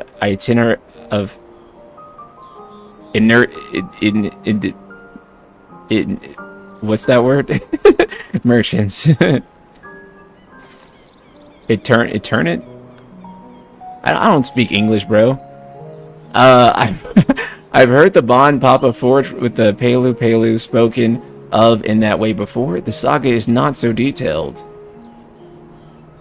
Then you may not know that Gul Jaja sought a sure-footed guide for his trek up into the highlands. Thus did he capture a golden alpaca.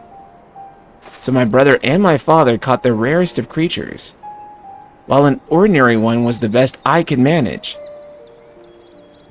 The feat required no more than that, Third Promise.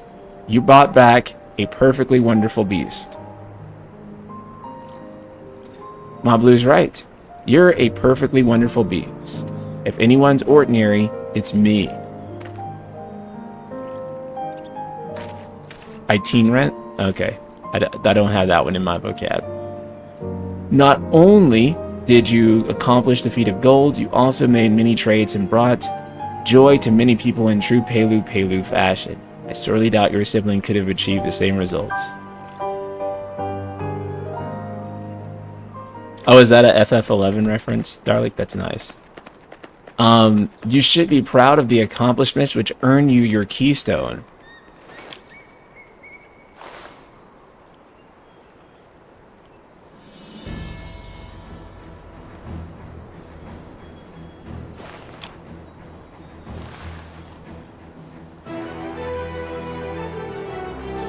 So this is what they look like. Go on, set it in a tablet.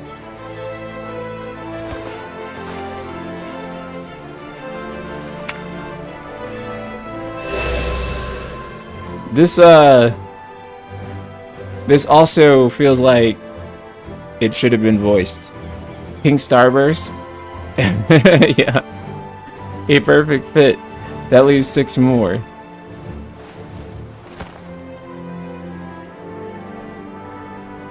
You're well on your way. Third promise. We'd have been lost without you, Mablu. Thanks to you, I learned so much about the Pelu people and your customs. It might seem obvious, but I've come to realize the importance of properly knowing something. It was because I didn't understand alpacas that I was uncomfortable around them. I'm thankful to you as well, Wuklamat. You've given me the courage to say what I wasn't sure I could ever say.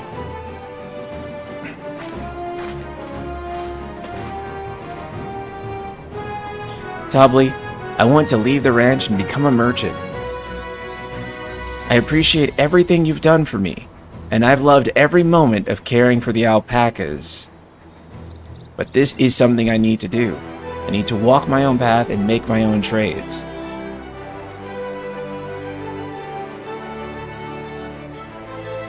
As your parent, allow me to say one thing. I've always tried to give my words lives filled with as much happiness as I could provide. Yet never once have I wanted that to be the only happiness you knew. You have my blessing to walk any path you choose, Mablu. It gladdens me to hear you found a calling you wish to pursue with such passion. You'll make an exceptional peddler, I'm sure of it.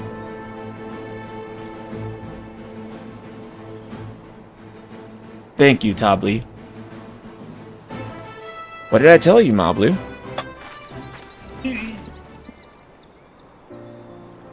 There's one last thing I can help you with, Third Promise. You need to find the Golden City, right? That's the end goal. Then I suggest you talk to Yokui.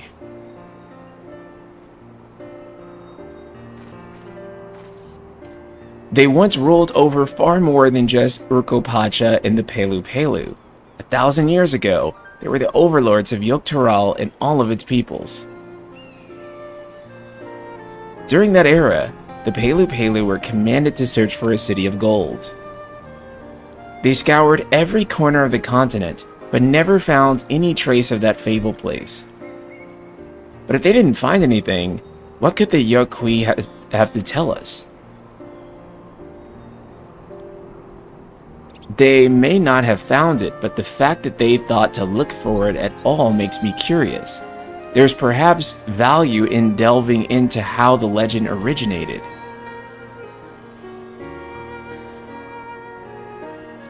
Alright, Bit Reactor, you have a good one, man. We lose nothing from asking the question. Besides, if we're determined to follow the path of the saga, we'll be visiting giants eventually.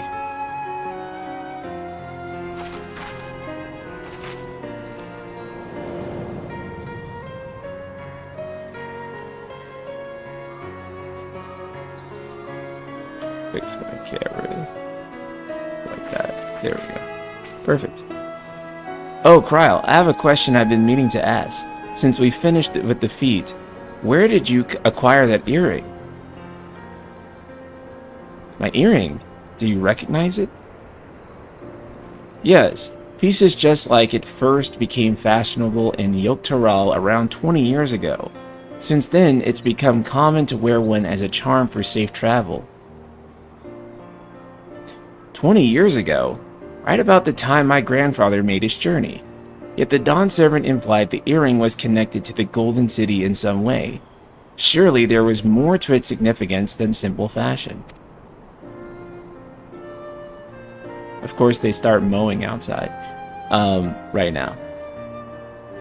If you want to know how I first came to be crafted, I could try it out. I could try to find out. Seeing as it's a regular seller for many merchants, I'm curious to learn about it myself. I would appreciate that very much, thank you. Jumping feet first into peddler business, eh, Mablu? Can't hear the mower? Okay, good. Right then, let's head back to Toyal and get ready for the search for the next elector.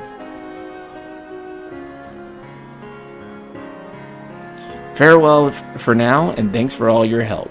I will become the Dawn Servant, so make sure to set aside your best mezcal for the occasion.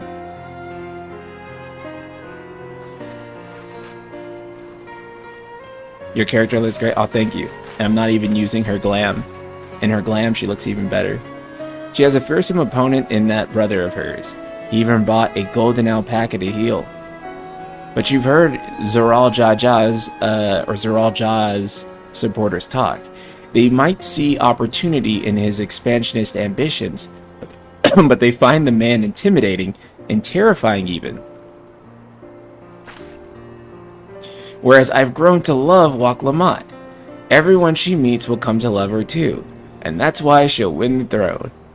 I think this is what the writers were thinking when they wrote the expansion. You might be right, Mablu. You might be right.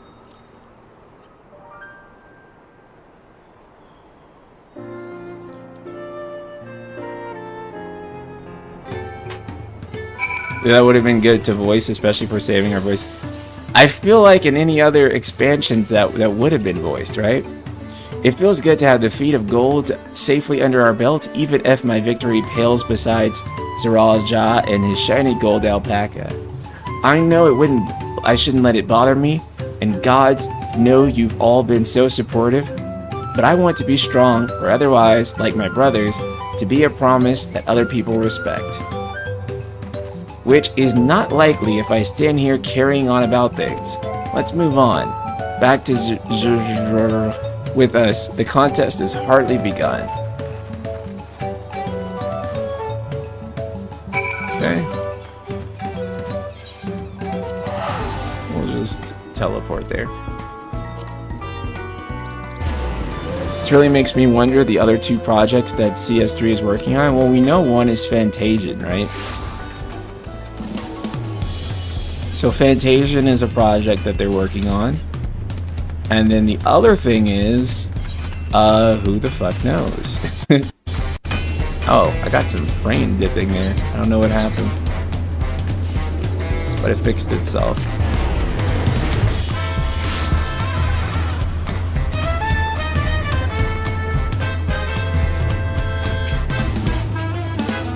And just like that, we found an elector and won our first keystone. I knew I was right to trust your instincts. Come on, let's keep moving and march onward to Kozama's Uta. Chances are good we'll find an elector there as well. Before we do anything, however, we should see what your patient Hanu friend has to say.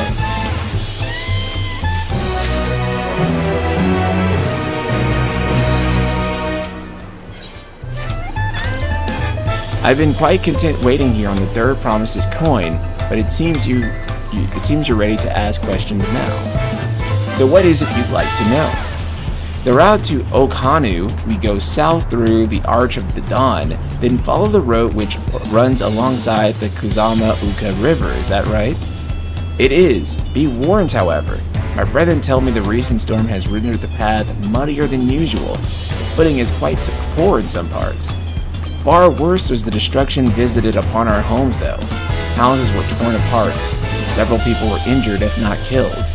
Even our beloved festival is endangered of being called off this year. If you do still plan on going, I must urge you to proceed with caution. We'll be sure to watch our footing. Thank you. Now I'm worried for Hanu. It sounds like they were hit hard by that storm. Anyway, if we're bound for Kazuma Uka, we should head over to the Arch. let's go.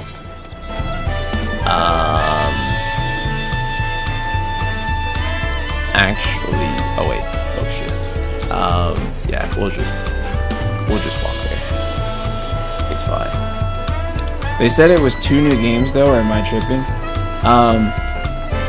If I recall correctly, Yoshi P said that his original quote said that they were working on multiple new games that became 2 new games by the media. So I guess that the media interpreted it as 2 new games or something like that. I actually don't know for sure on what was said, but Yoshi P made it sound like the actual number of games that they are working on is unknown-ish. So I'm like not even entirely sure, to be honest. But it is at least more than one, and we know that Fantasian is one of the games. Black Lion Guard, thank you for the tier 1. Thank you for being with us for 35 months, dude. Jesus, I appreciate you so much, man. How are you liking Taco Trail? It's a very good slice of life so far. It hasn't really hit the ground yet. We'll see. Open the way.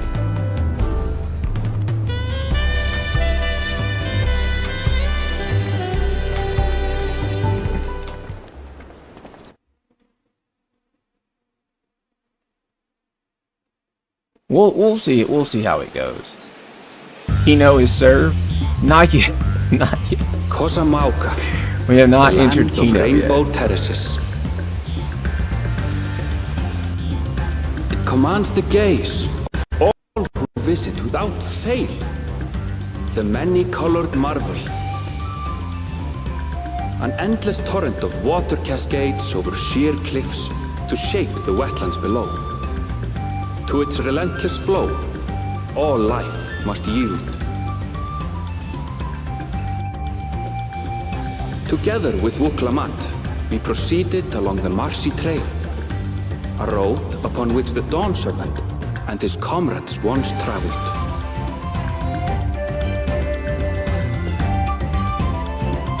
Nice. This area is so Xenoblade vibe.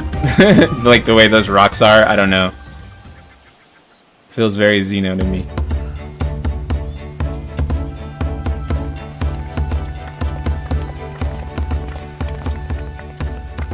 Look at those falls.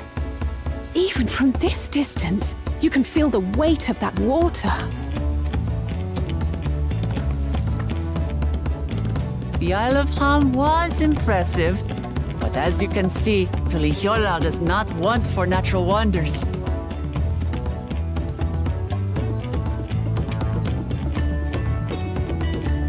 The ground is swampy, so watch your step.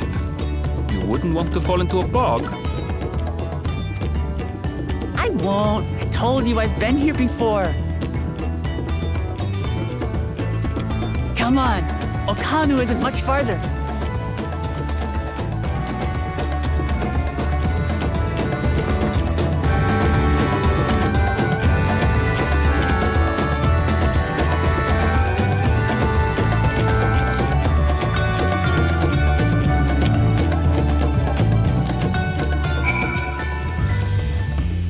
There is no stopping the third promise, is there? A good thing she has Aaronville to keep her from getting lost. From all his glumbering, he's certainly there for her. Everyone should be so lucky to have such a loyal childhood friend. Right, let's get moving. If we continue along this road, we should find ourselves in the village before long.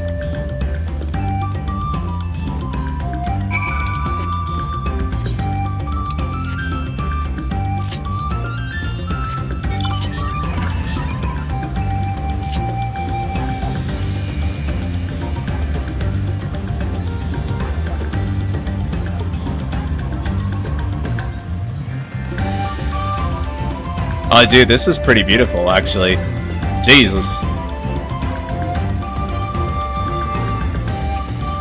I'm feeling the graphics update right now, chat.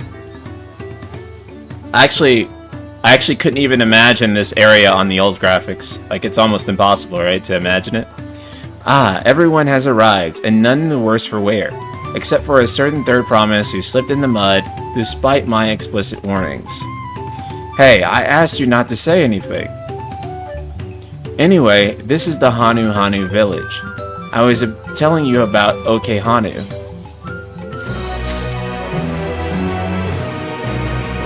It'd be a shimmering mess. Yeah, like I legit can't even imagine this much like foliage on the old graphics. It'd just be a mess.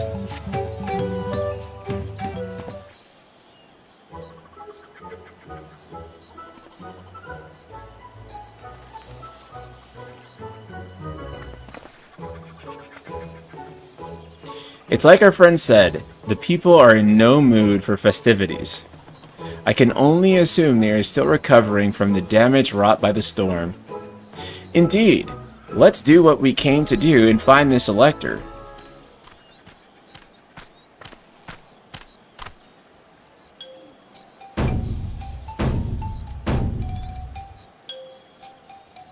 Oh yeah, something.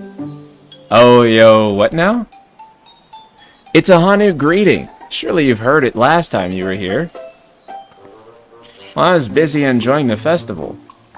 Greetings to the third promise and her entourage. I, Zanu Hali, welcome you to OK Hanu. Or Okhanu, it's probably Okhanu, right? As elder of my people, I shall be fulfilling the duties of elector during the rite of succession. I'm ready. Give me the feat and test my worth. All in good time, all in good time. In fact, I came to let you know that we are not quite ready to begin. For the moment, please enjoy the hospitality of our village.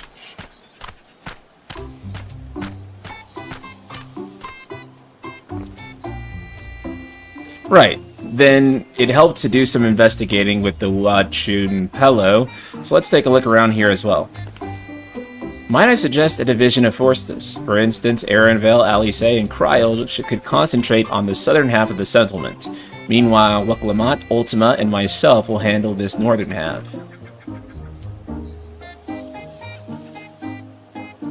This theme is something you could totally hear in a Zelda. Dude, you're so fucking right. This is a Zelda theme. Square Enix, this is a stolen asset. It sounds so Zelda. Sounds good to me.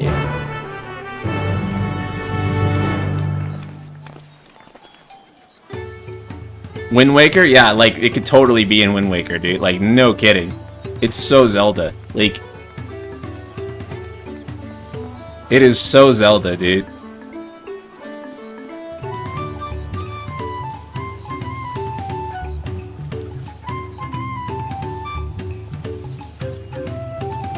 Sheesh, man. The new graphics update is new graphics updating right now. Look at this.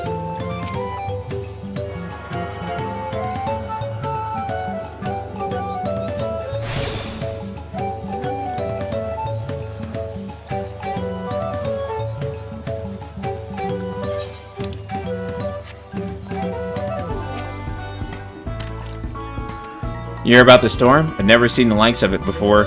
With the supplies that the Dawn Servant sent, we're making progress repairing and rebuilding our homes. But while roofs and walls can be patched, there is so much else that was lost for good, so...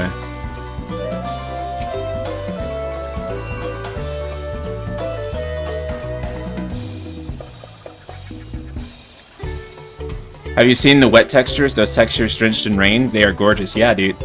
It's like, it's really good. I can't believe how good the game looks now.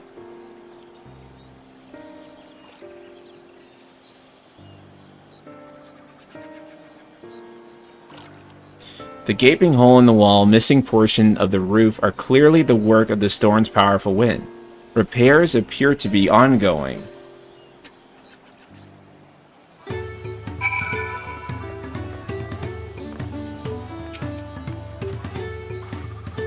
A lot of houses are still damaged, and the Hanu I spoke to are not their usual cheery selves. That storm broke more than the wood and... There must be something more I can do to help them. I'm going to look around a bit more.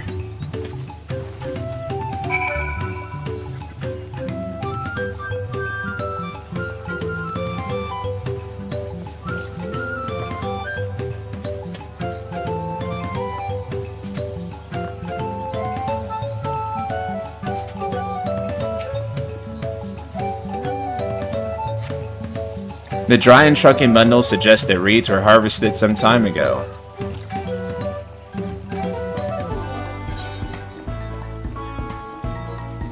By the way, when I leveled up... not that.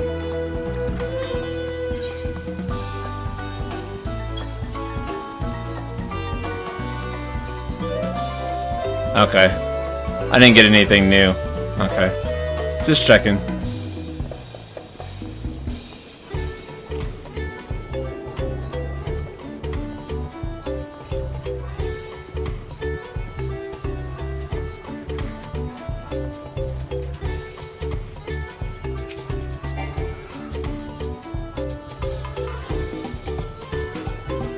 Can I? Okay.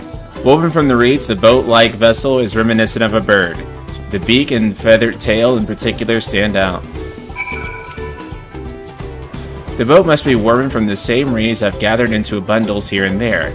The plants hold practical and cultural significance to the Hanu. Yeah, it's 92 when I get the upgrade. Hello, can you all hear me? I'm told they're ready to receive us now. Come to the large building in the south of the village. On my way. How am I liking the game so far? Still super early. We ought to hurry over too. Oh, I say super early. Is 5 hours into a game early? Because that's about how... that's about how deep we are. It's about 5 hours. From last stream and this one.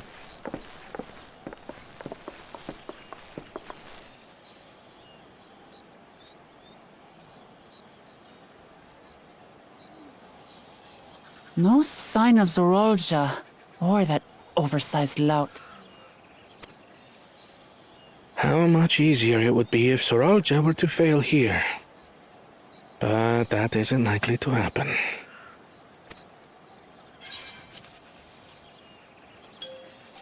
Honored guests, I am Zanuhali, Elder of the Hanu. I am also an elector, charged with judging which among you is worthy of ascending the throne. Without further ado, let us talk of the feat. Not so fast. Surely you couldn't begin without us.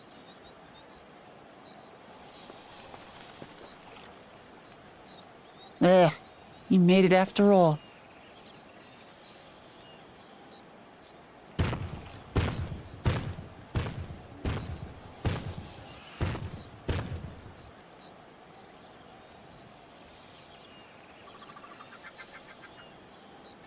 No need to fuss. There is no time limit for this challenge. Now, if you would allow me to proceed. Matt and Mike, how's it going? It is here, in Okanu, where my people forged a bond with the Dawn Servant during our own chapter of the Tuli Yolal saga. In homage to those events, I have prepared for you the Feat of Reeds. Reeds seem to be of great importance to the Hanu. I wonder what this feat entails.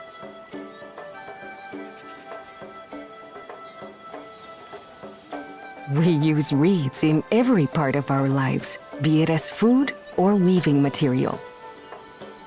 But look around the nearby paddies, and you will see that this season, our crops are failing. How fortunate, then, that my appointment to Elector coincided with this predicament. For surely, those who aspire to be Dawn Servant would find the matter of an ailing harvest a mere trifle to resolve. Aye, well, it is indeed the duty of a ruler to address the people's woes. Exactly, exactly. Do well in this, and you will earn my keystone. Serena FF14, welcome to the stream. Why bother mucking about in the mud when we can take the stone by force? Oh, mercy me! You are a hot-headed fellow, Bakul Jaja.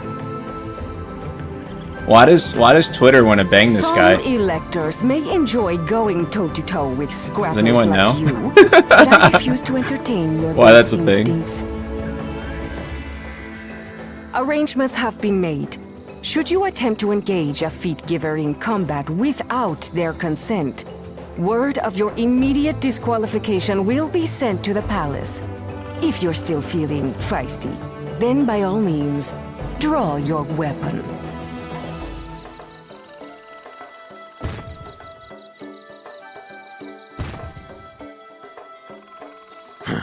This contest is presided over by cowards.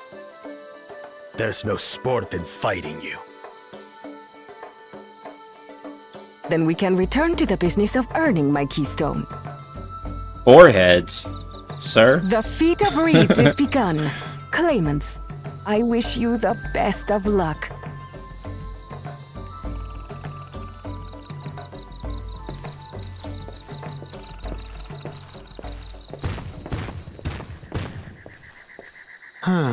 The clever kitty crossed the seas to study foreign novelties. He might know tricks we don't. Tricks we can use. What of Little Miss Mittens? You know the answer to that. Compared to the first and second promise, she's a distant third. Not even in the running. Then we see eye to eye on this, brother. Being Bakul Jaja so long with me has rubbed off on you.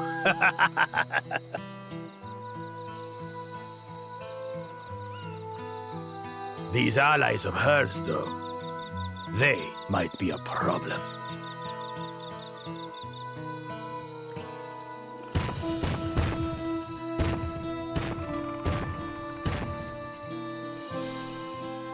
So this is Naruto, and that was like Sasuke. Here as they are. I'll show them. I don't know. This is Easy Goku, now. and that was Vegeta. There's no time limit, remember? Let's keep calm and think things through. Right. You're right. I won't win against that lumbering Vidrol by losing my head.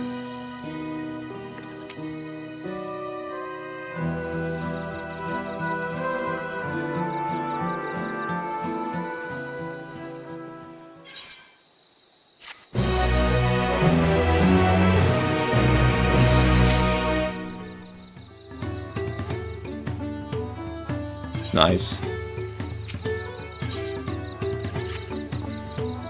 I don't know the first thing about farming, but if there is a way to save the harvest to help the Hanu, we're gonna find it. I'll make Bakul Jaja eat his words. Understand the nature of the problem will be the key to solving it. We need to examine the reeds themselves and then deduce the cause of their poor condition. Aaronville will help you take us to the fields where the reeds are grown. Of course, follow me.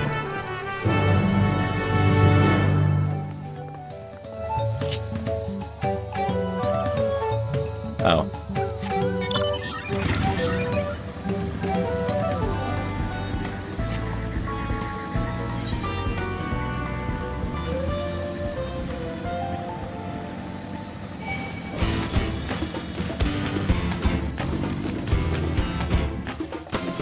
Oh, this battle theme fucks, dude. Hold on. I want to hear it. Okay. Or not. Or not. Oh, Dreamer, thank you so much. Appreciate it. You can all stand back. I'll get to the bottom of this problem in no time. Give me strength. Let us all scour the fields and help our bold leader identify anything unusual.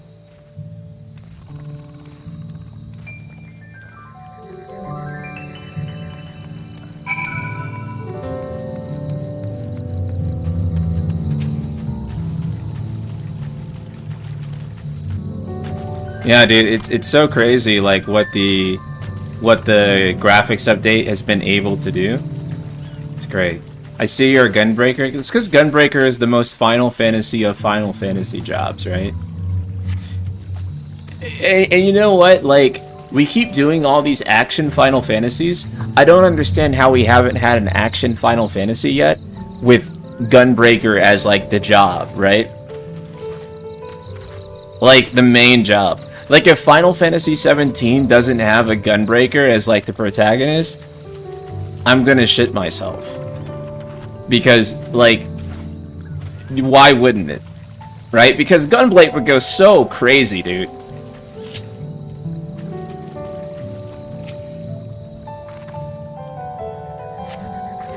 A small frog catches your eye, strangely... Okay.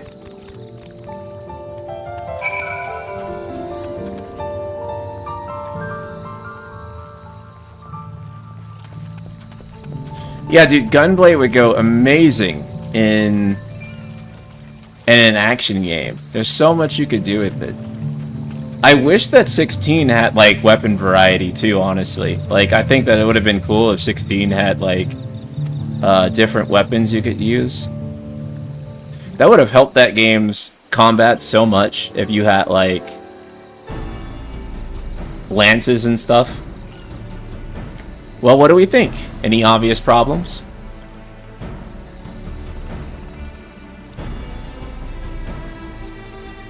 I agree. The waters look to be of good quality, as does the mud in which the reeds have been planted.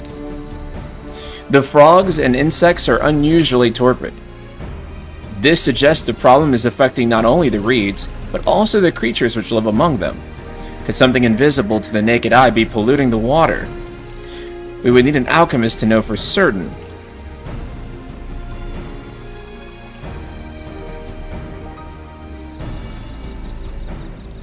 I don't have much to add about the fields, but something else occurs to me. What you were describing, how creatures seemed lifeless? I couldn't help but be reminded of the listless villagers. They suffered a terrible tragedy, I know, but there's another reason for their flagging spirits, I believe. Go on.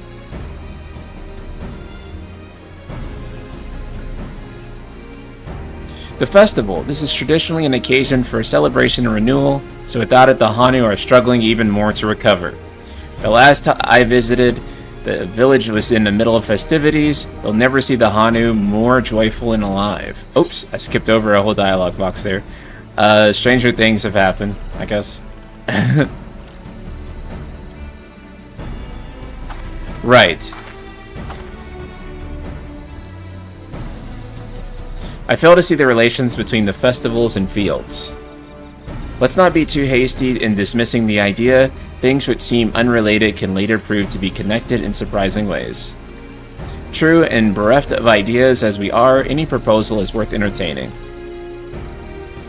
I suppose. Besides, this is Waklamant's journey. It's only right that we follow her lead. Yeah, I'm hoping for the PC version of 16, they give us a new difficulty level that can be played like brutally hard from day one. If they do that, I will replay the entire game.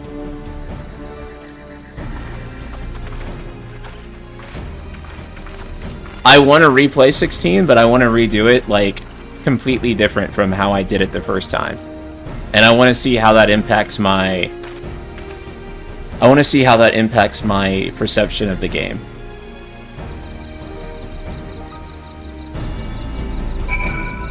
I'm also on PS5. I don't see a difference with the graphics. Any idea for... Really? There's no difference for that you can tell on the PS5 version? Because on the PC version, this is like impossibly better looking compared to the before the graphics update. This is like incredible. Yeah, I think that the side quests kind of like slowed it down for me a lot, so I'm wondering how I'm gonna feel about the game if I skip side quest on the second playthrough, and if I'm able to play a harder difficulty, even if it's modded in, and like see how that really impacts the game for me, because I feel like that alone will have me like walk away from the game feeling a lot more positive on it than I left off. So I'm really curious. I'm interpreting that as all... No. There's definitely not side quest included. Definitely not. Definitely not side quest included. I can't do the side quest again. That's like my limit.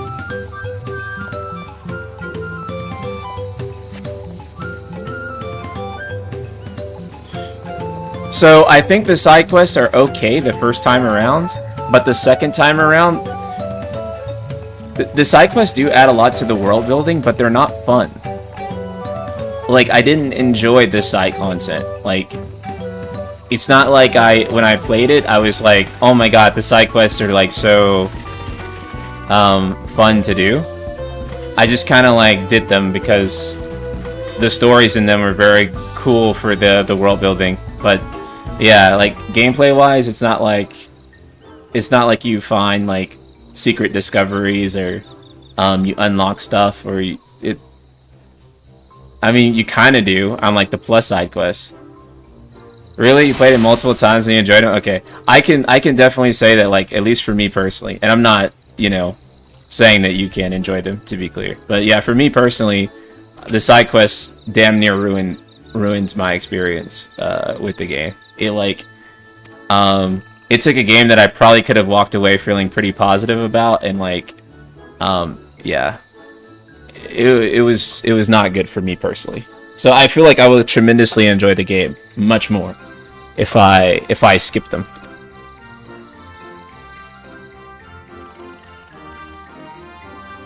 You did MSQ first and then you did all the side quests later? Okay, that sounds like a better way to do it. I think a lot of people had that kind of issue with Rebirth too, where they got so caught up on side content that they didn't... yeah.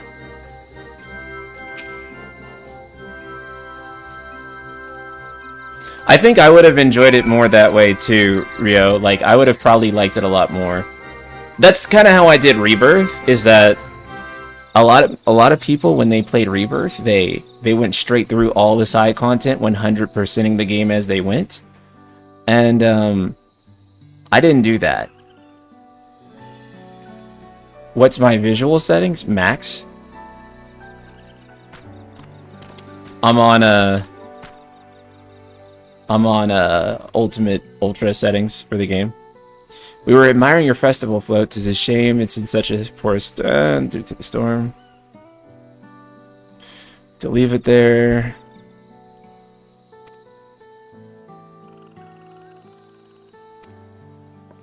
Yeah, I'm sure I can walk away feeling much more positive on it if I play it in that way. And there's a difficulty level that makes me feel like I'm really engaged with the game. That's what I feel like is like really required for me to walk away from it feeling like super... So if I can get those two things, well, obviously I can get not doing the side quest like right now. But if I can also get something like Ultimaniac, but I can just play through the game and not just have to do a stage select, then I might enjoy it. Further, and that's something of a problem right now. We Hanu are gifted at employing such area sorceries, but expend a great deal of mana when doing so. So we are soon exhausted by the effort and have no reeds to eat, only to make it harder. I think I understand. Your vibrant reeds grow quickly and vigorously, so much so that they stifle the development of nearby plants. They must be a potent source of the energies you naturally lack. They indeed are. Owing to the poor harvest this year, we've been left invenerated. And if we cannot gather the correct materials as dictated by custom, we cannot repair the festival float. Oddly enough, we may have stumbled upon our solution. The winds chosen would be necessarily have a natural gift for manipulating magical energies, which means any feathers taken from the victor should be high in ethereal conductivity. The float's construction also requires a stone used in arcane equipment, as well as timber flavored for ceremonial tools. The demand for such specific materials must have an underlying reason. The float might also function as an arcane device. I'd wager the float is also a secret weapon for smiting Hanu foes. Let's go probably continue Alpha, though.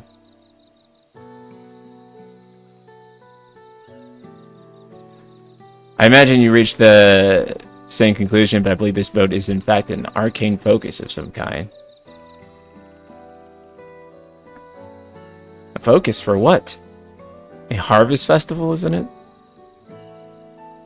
That must mean that the float was made to encourage healthy crops. So if we repair the bolt and hold the festival, its arcane powers might fix what's wrong with the reeds. We won't know until we try, but 'tis a sound theory. Celebration, prayer, ritual ceremonies, these have all been known to elicit miraculous effect. Wait, the float is a tool for magic? This is the first I'm hearing of it. In the beginning, it may not have been. After a good harvest, there would be no reason to change it. When the harvest was new and adornments were likely added, those performed labor may have imbued their work with ardent hopes for a brighter future. Through years of trial and error, the Hanu have refined their festival float into a focus of harvest prayers. Incredible! I know you're practically fainting for hunger, but reviving Ihana really does sound like the solution to all your woes, and I promise we'll do everything in our power to help you. I'm still not convinced about this focus business, but I accept your aid nonetheless. I'll introduce you to the shipwright who's been maintaining the float these years. He's replaced both the eyes and poles before, so he should know where and how to procure what we need. Then allow Alice and I to acquire the feathers. We will encourage the people of Okahanu to gather the Vi for the title of winds chosen by sharing them with our own reserves of mana. I'll go with you. I'll carry alchemical brews that may afford the same effect.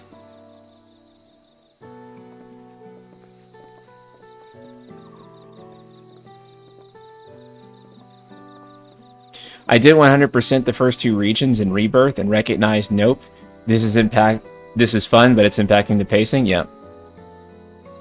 Not without me. I've worked hard to fix the float as best I can, and the responsibility is mine after all. I've not introduced myself, have I? My name is Linu Hanu. Nice to meet you, Linu Hanu. And certainly, let's all go together.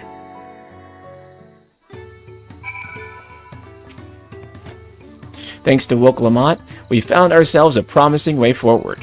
Experience and knowledge are valuable assets, but there is something to be said for following one's instincts. Oh, let's go. I got some new shoes.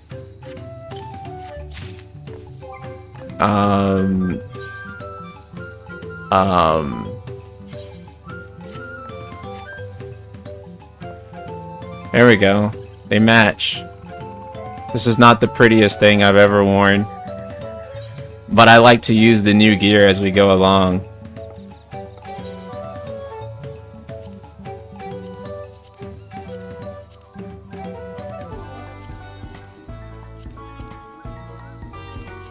And you really can't make it that good looking, honestly. It's not my favorite piece of glam, for sure.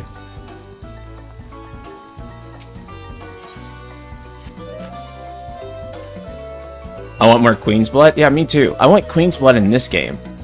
This game should have Queen's Blood, dude. I 100% agree, Darlik. Like 1000%. The shipwright's name is Wook Ivu. He's a Zabral who moved only from Kuzama Uka a few years ago, but since has mastered our custom to an almost frightening degree.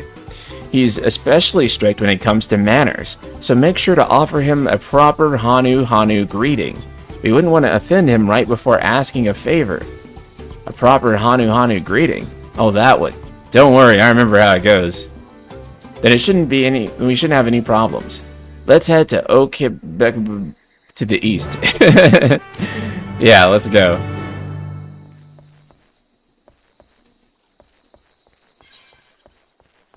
Let's go to the east. Let's see. Oh, let's go all the way east. Okay. I see. All the way east.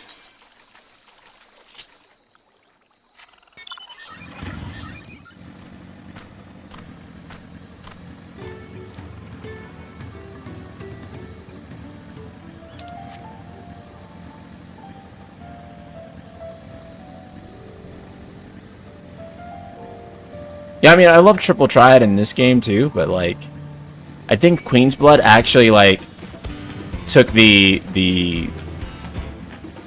top spot for favorite Final Fantasy minigame of all time. It's probably Queen's Blood now for me. It was Triple Triad before, but I think Queen's Blood actually clears, if I'm honest. Oh, it's on top of here. Can I? Okay, fuck. Okay, there you go.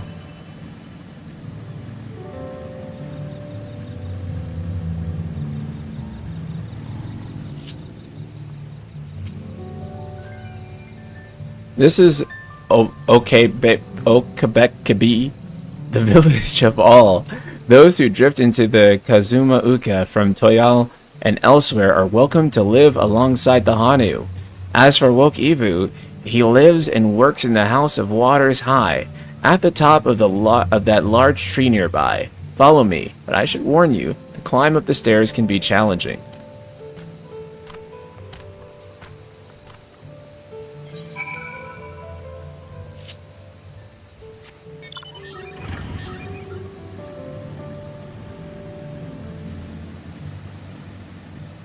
Oh, I see. I see.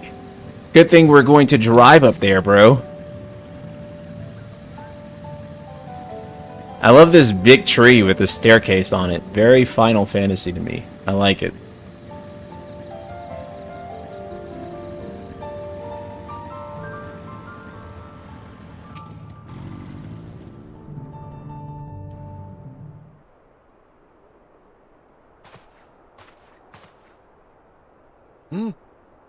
What do you want with me?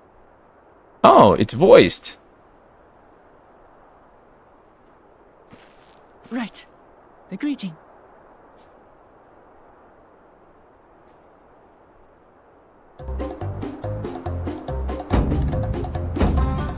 Oh, Kali!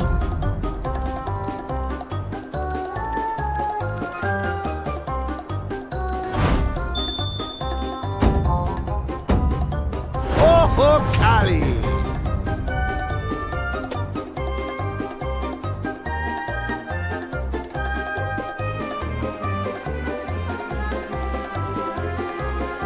Good. You brought your manners with you.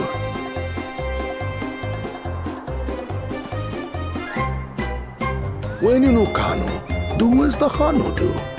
For a country as diverse as ours, the preservation of harmony demands that we respect the cultures of all peoples who call it home. Well, that explains your familiarity with Hanu customs. And you speak truth, of course. To live together means to learn about each other. Ah, I appreciate an open mind. In fact, I get the sense we've met before.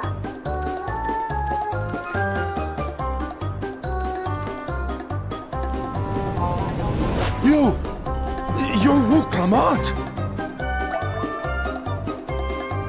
Oh, what an unexpected honor for old Wokevu. Here I am prattling on about manners, and I've gone and insulted the third promise herself. There is no excuse for this betrayal of etiquette. Please, take up your axe and claim my impudent head! I will not. Keep your head. I hate formalities anyway, so forget about it, alright? Alright then, consider it forgotten. How prompt. We're actually here about the Ihihana float. It's in bad shape, and we need you to craft new carrying poles and a new eye. I'm told you work with Uyuipo wood and a certain kind of stone? Abokisha? That I do. But while I would like nothing more than to offer my services, I just used the last I had of both those materials. My lumber in particular went to fixing homes damaged by the recent storm.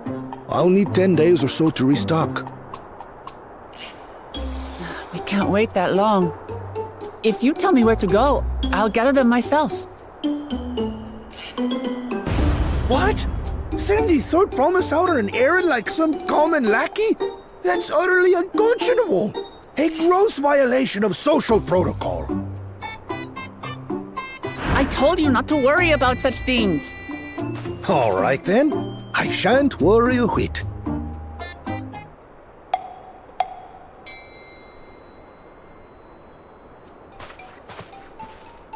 What's with your Hanu friend there? I am festival leader this season, and have come along to oversee the float's repair.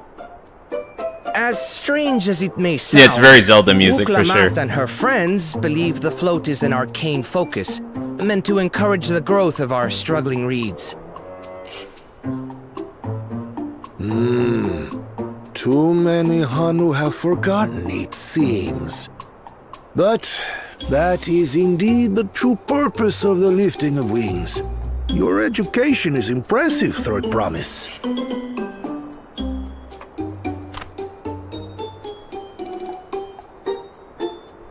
Well, maybe a little. Allow me to show you Sorry, where to procure fucked up the Oyu camera. Ippo. Yeah. It's because the cable runs right We can below leave here. the Abukisha to your And my friends, I legs kick presume? it, my feet kicks it. Take yourself to Cave Kikitola or thereabouts, and you should find the stones you need.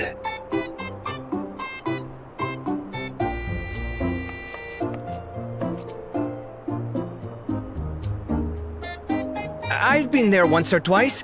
I can guide you. That should save us some time. All right then.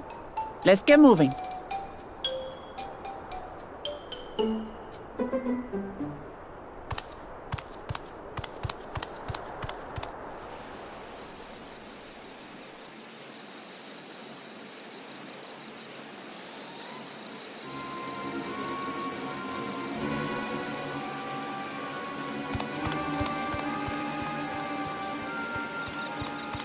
Chosen one of your rivals is making progress.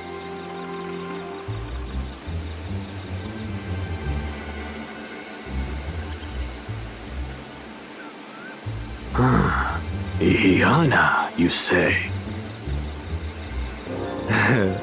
Should our first choice fail to deliver, it might be wise to let this play out.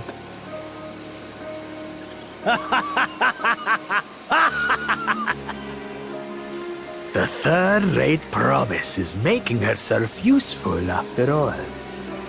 The third-rate promise.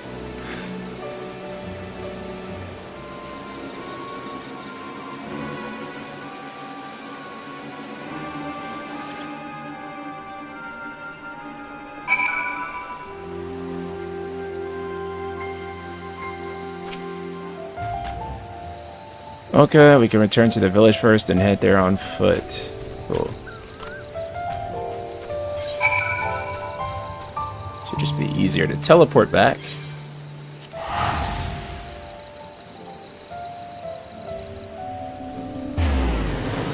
This has nothing to do with the stream, but when is it likely we'll see KH4? I'm saying 2025, 2028, and 2035.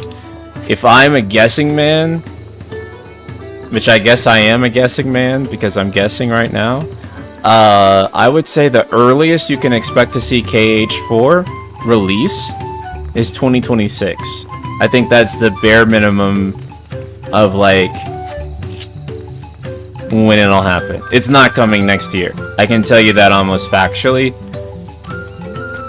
2026 is a reasonable date for it. 2027 is probably more reasonable than that. But 2026 is what I personally foresee.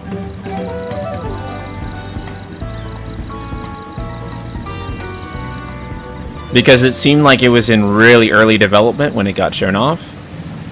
And that was 2 years ago now that KH4 got shown off? Was that 2 years or 1 year, chat? I don't remember.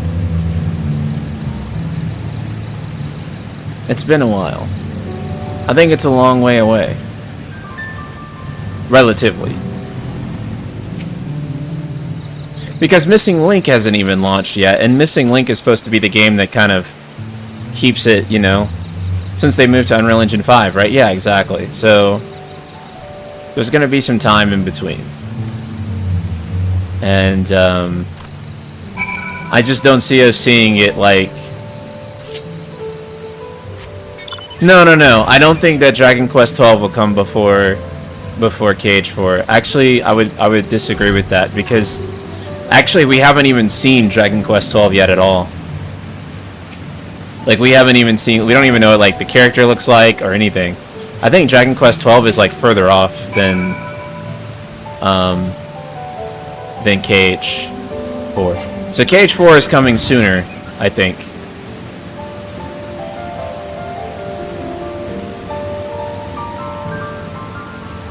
Cage 4 2026, 7R Part 3 2027.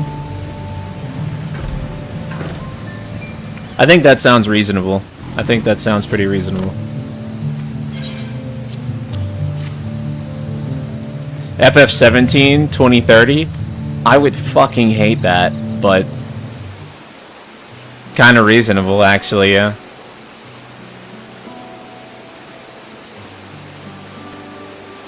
Truth be told, a good friend of mine was meant to be the festival leader for this year's, but when the big storm hit, he did not survive.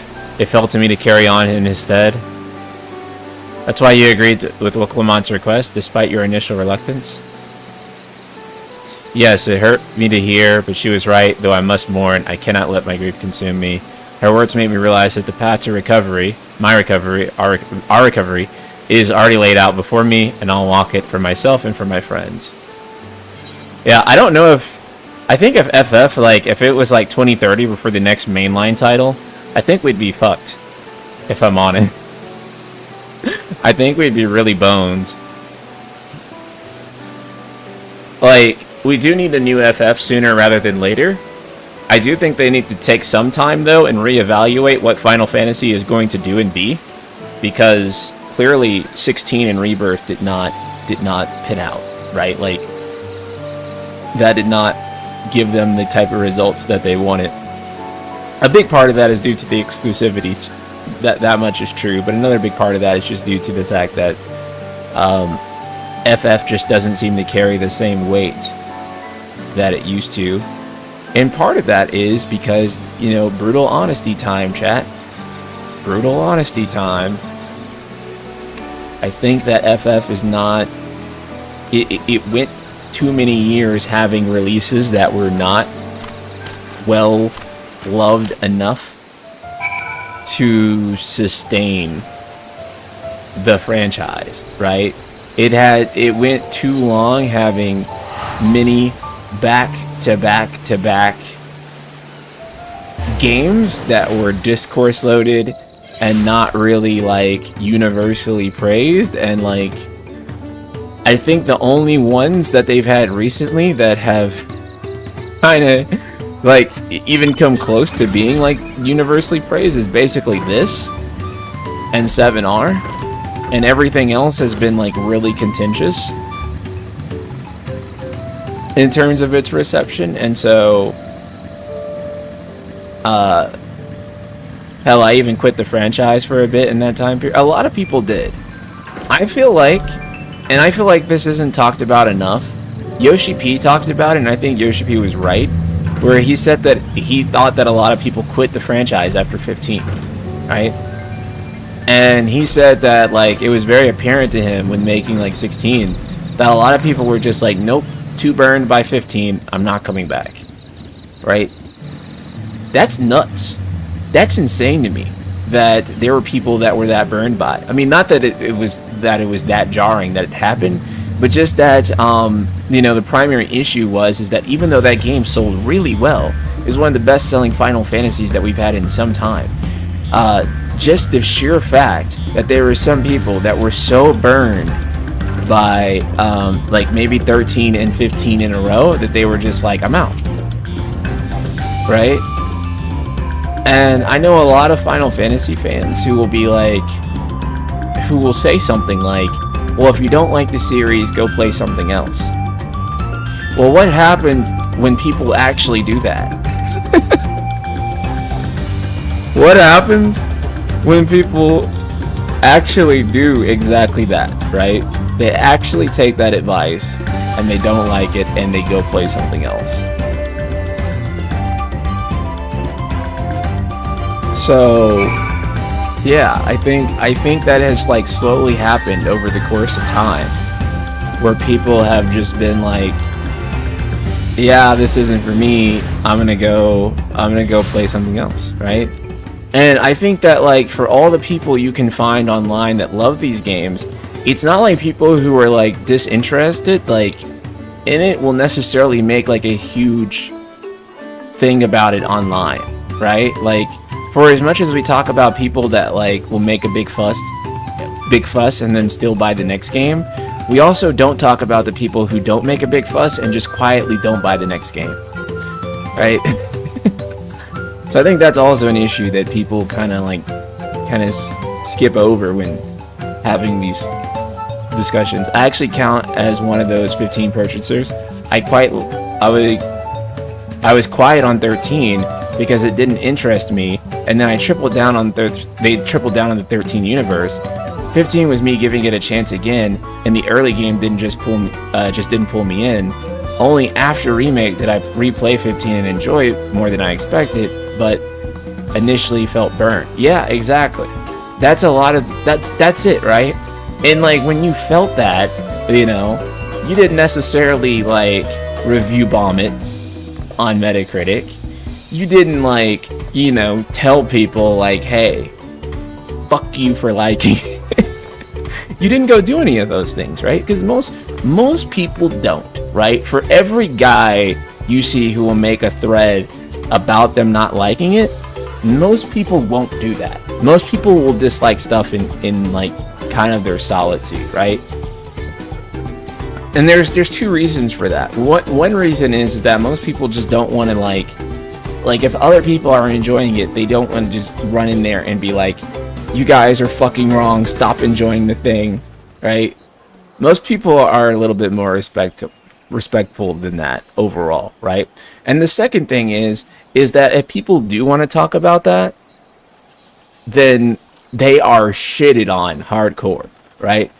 So if you come in, even if you have like the most polite demeanor ever, and you're like, yeah, guys, I feel like the thing wasn't for me, people will be like, well, it's because you outgrew the thing. It's just not for you anymore, bro. Stop playing. Like, and they'll kind of invalidate that person. But what happens is that the person kind of just figures like, man, I guess this really isn't for me anymore, because everyone keeps telling me that like I shouldn't enjoy the series anymore. It's done for me. I'm cooked. Then okay, then I stop playing, right? So most people don't make leaving the series an airport. They don't announce their departure. For those two reasons, especially that last one, especially because, you know, if you do say that, you get so much backlash. And again, it doesn't matter how kindly you word it. It doesn't matter how subjectively you word it. You word it. People are going to have those types of fierce fanboy type of reactions where they tell you that you're wrong and that you should feel bad, and that and they may even like question your intelligence and do all these other sorts of things.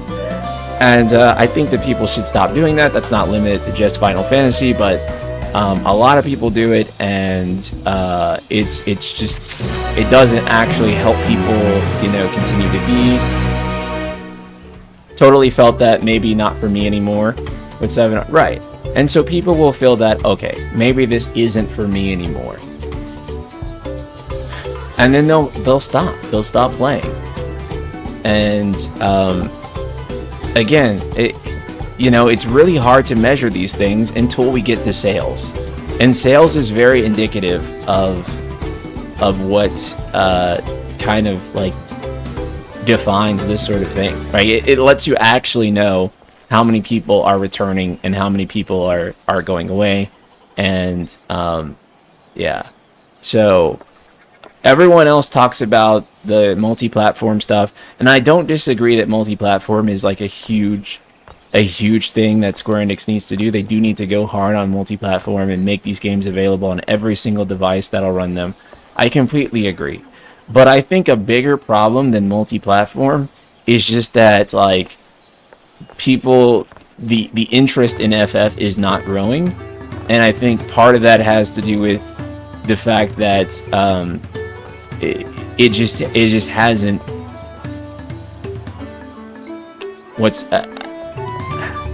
I want to speak with good wording here so as not to be misconstrued, but I think that it does a good job of bringing some new people in, but then it may alienate its existing audience so much that it kind of neutrals out, if that makes sense. And they're not bringing in enough new people to sustain the old people that they're losing. This links back to what we're talking about. I hit the maybe it's not for me anymore thing at the same time that other AAA story-based games took over the market, and it felt maybe it's not for me turned into maybe the industry has gone past Final Fantasy. You're so right. I think your story, though anecdotal, is exactly like wide scale, like what I personally also witnessed happen, and what I think is likely the majority of the situation. I think that's precisely what it is, because it was that PS3's 360 era, right, where that shift began to happen, the turn of HD consoles. And it was that era where a lot of, in particular, like you said, AAA story-based games were making incredible strides, right? Not just in their storytelling, but also in their gameplay. And then Final Fantasy XIII launched. And the problem with FF13 is that even though visually that's a very stunning game, it was very backwards to make a game like that when the rest of the industry of AAA was pushing a lot of insane things, a lot of things that gaming had never seen before. And so when 13 had launched, 13 looked incredibly dated. And that's actually what a lot of the discourse was when 13 had launched, is that so many people were saying is that this game, feels archaic. And then, not to mention that it, like, feeling that way, it also lacked a lot of the features that you would have expected from a Final Fantasy, right? Like a bit more of like a world map or things to do and explore. It kind of eliminated those things in favor of something more on rails, something that didn't really expand Final Fantasy gameplay outside of the combat system, which I thought was pretty neat in 13. But outside of that, the world exploration, which was taking giant leaps forward in a lot of the the AAA Western RPGs. They were taking giant leaps forward at that time. And, here this game was, in some ways, was more dated than Final Fantasy XII on PS2, right? Because Final Fantasy XII on PS2 at least had giant sprawling zones with things to explore and, these bigger environments that weren't so closed in and more gameplay variety and things like that. And then you have this game, like Final Fantasy XIII, which again, kind of rolled back all those features and became very linear, became very cinematic, again, in a time where gameplay and storytelling in other games and other RPGs and other AAA games was moving forward in a very clear direction. And Final Fantasy kind of had to play catch up for that. And they tried to play it with 15 and it didn't work. And they finally got it right, I think, with 7R. And that's when they finally caught up to it, but it was kind of late at that point, and the damage had been done, and what can you do at that point? The direction they went with Remake made zero sense business-wise. It was going to off-put newbies who'd be totally lost, and older fans who aren't going to follow it wherever it goes. It was a the story itself was definitely a decision made for a subset of a fandom, right? Because it's not, it was not a story made for the audience who's just now getting into FF7, right? Because it's way too intimidating, right? And you're basically telling them that they can't just play the remake trilogy self-contained. And so, by the way, did you watch Unseen Ikumi's with Kamiyama's clip? Quite a fun video of two game directors talking about their old days, especially when they worked together on making Okami, which surprisingly not as smooth as we think, especially the graphic fidelity of that era. Also, the way they make the game so artistic and interesting. Yeah, I mean, I haven't seen it. I need to watch that for sure. So yeah, I do think that like with FF17 is like what they need for sure. I feel like if Final Fantasy VII Rebirth came out now, like, and I mean now I say it like it came out like a long time ago, but if you made Final Fantasy VII Rebirth, Final Fantasy 17, and it had all that content and a similar battle system, but it was just FF17, and it had brand new graphics. I mean, not brand new gameplay. I mean, not brand new gameplay. What am I saying? My brain is melting. Hold on. Give me a second. It had brand new characters and a brand new story, and it was Final Fantasy 17. But it was literally just Rebirth's gameplay and Rebirth's, like, design. And that was Final Fantasy 17. It would have done really well, I think.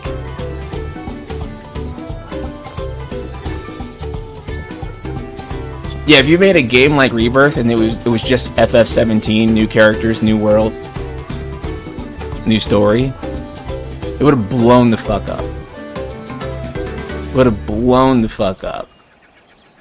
People would have been like going crazy over it.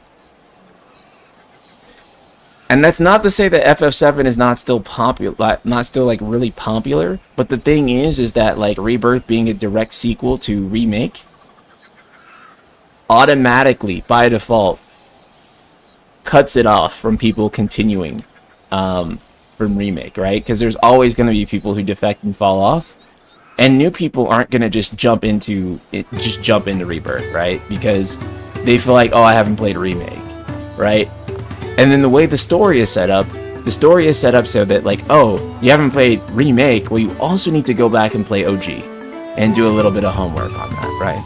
And I know there's plenty of people who argue that you don't necessarily need to do that, and I think that's maybe a fair argument, but then the problem becomes that, you know, whether it's advertised that you need to do it or not, it's the way that most people are going to recommend playing it.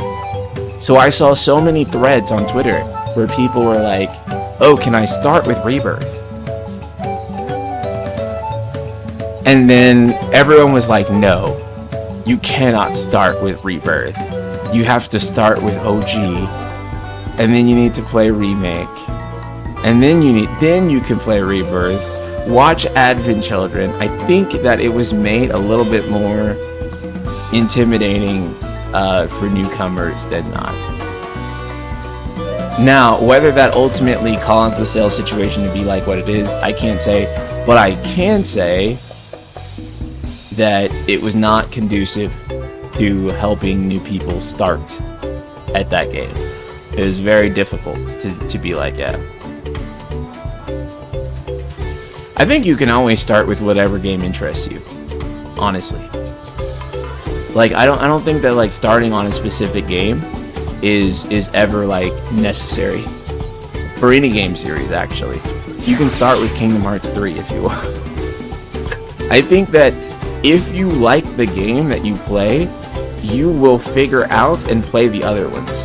So start with the thing that interests you, and then go and find the rest of the series. And yes, those moments may not hit as well for you, but you'll figure it out, dude. You'll figure it out, and you'll enjoy the series in retrospect. I have faith in people, and I don't think that everyone needs story beats linearly fed to them in order for them to get a good story.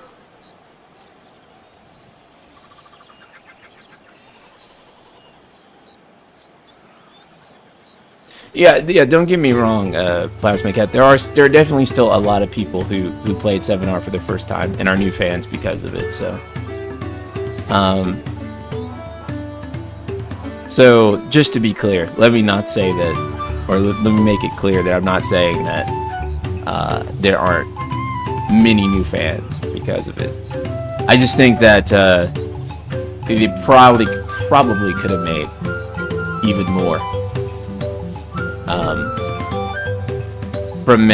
By making it a bit more conducive for them to really get into, to really enjoy. Honestly, the compilation is worse than FF7 retroactively. Yeah, it kinda has.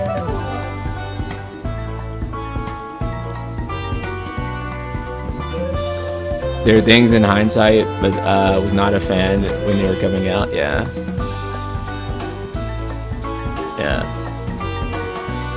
Okay, you guys. I think we are going to call it a stream here. I know this was a short one. It's because I actually didn't really plan on streaming today, but I had nothing else to do, so we streamed some more. I think I might do some regular Dawntrail streams. I don't know. If I do, then I'm going to pace them so that they're longer than this. I'll start streaming earlier.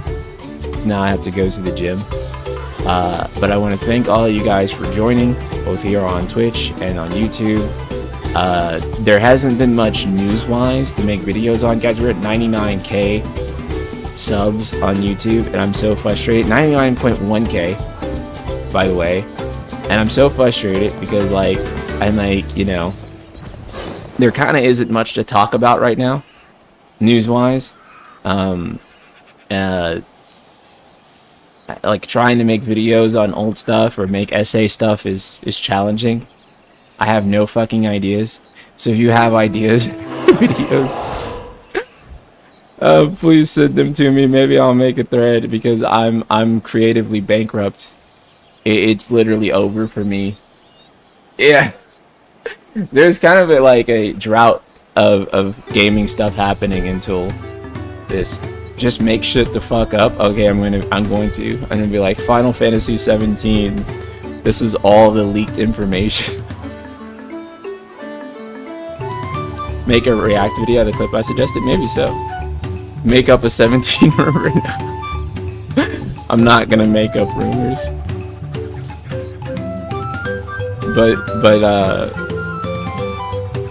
I wish I could sometimes, because sometimes it's just like, fuck. There's nothing to talk about, so we just stream in the meantime. But it's just been kind of dead, so yeah, hopefully soon we'll have some actual shit to talk about. If not, I'll just be making some shit up. You should have a clips channel. I'm going to, you know what? What I need to do is actually just make shorts. More shorts. I was making shorts for a while, and then I stopped making shorts. But I'm going to make shorts again. Anyway, I love you guys. I will see you all tomorrow. I'll probably be streaming more Dawntrail. And yeah, so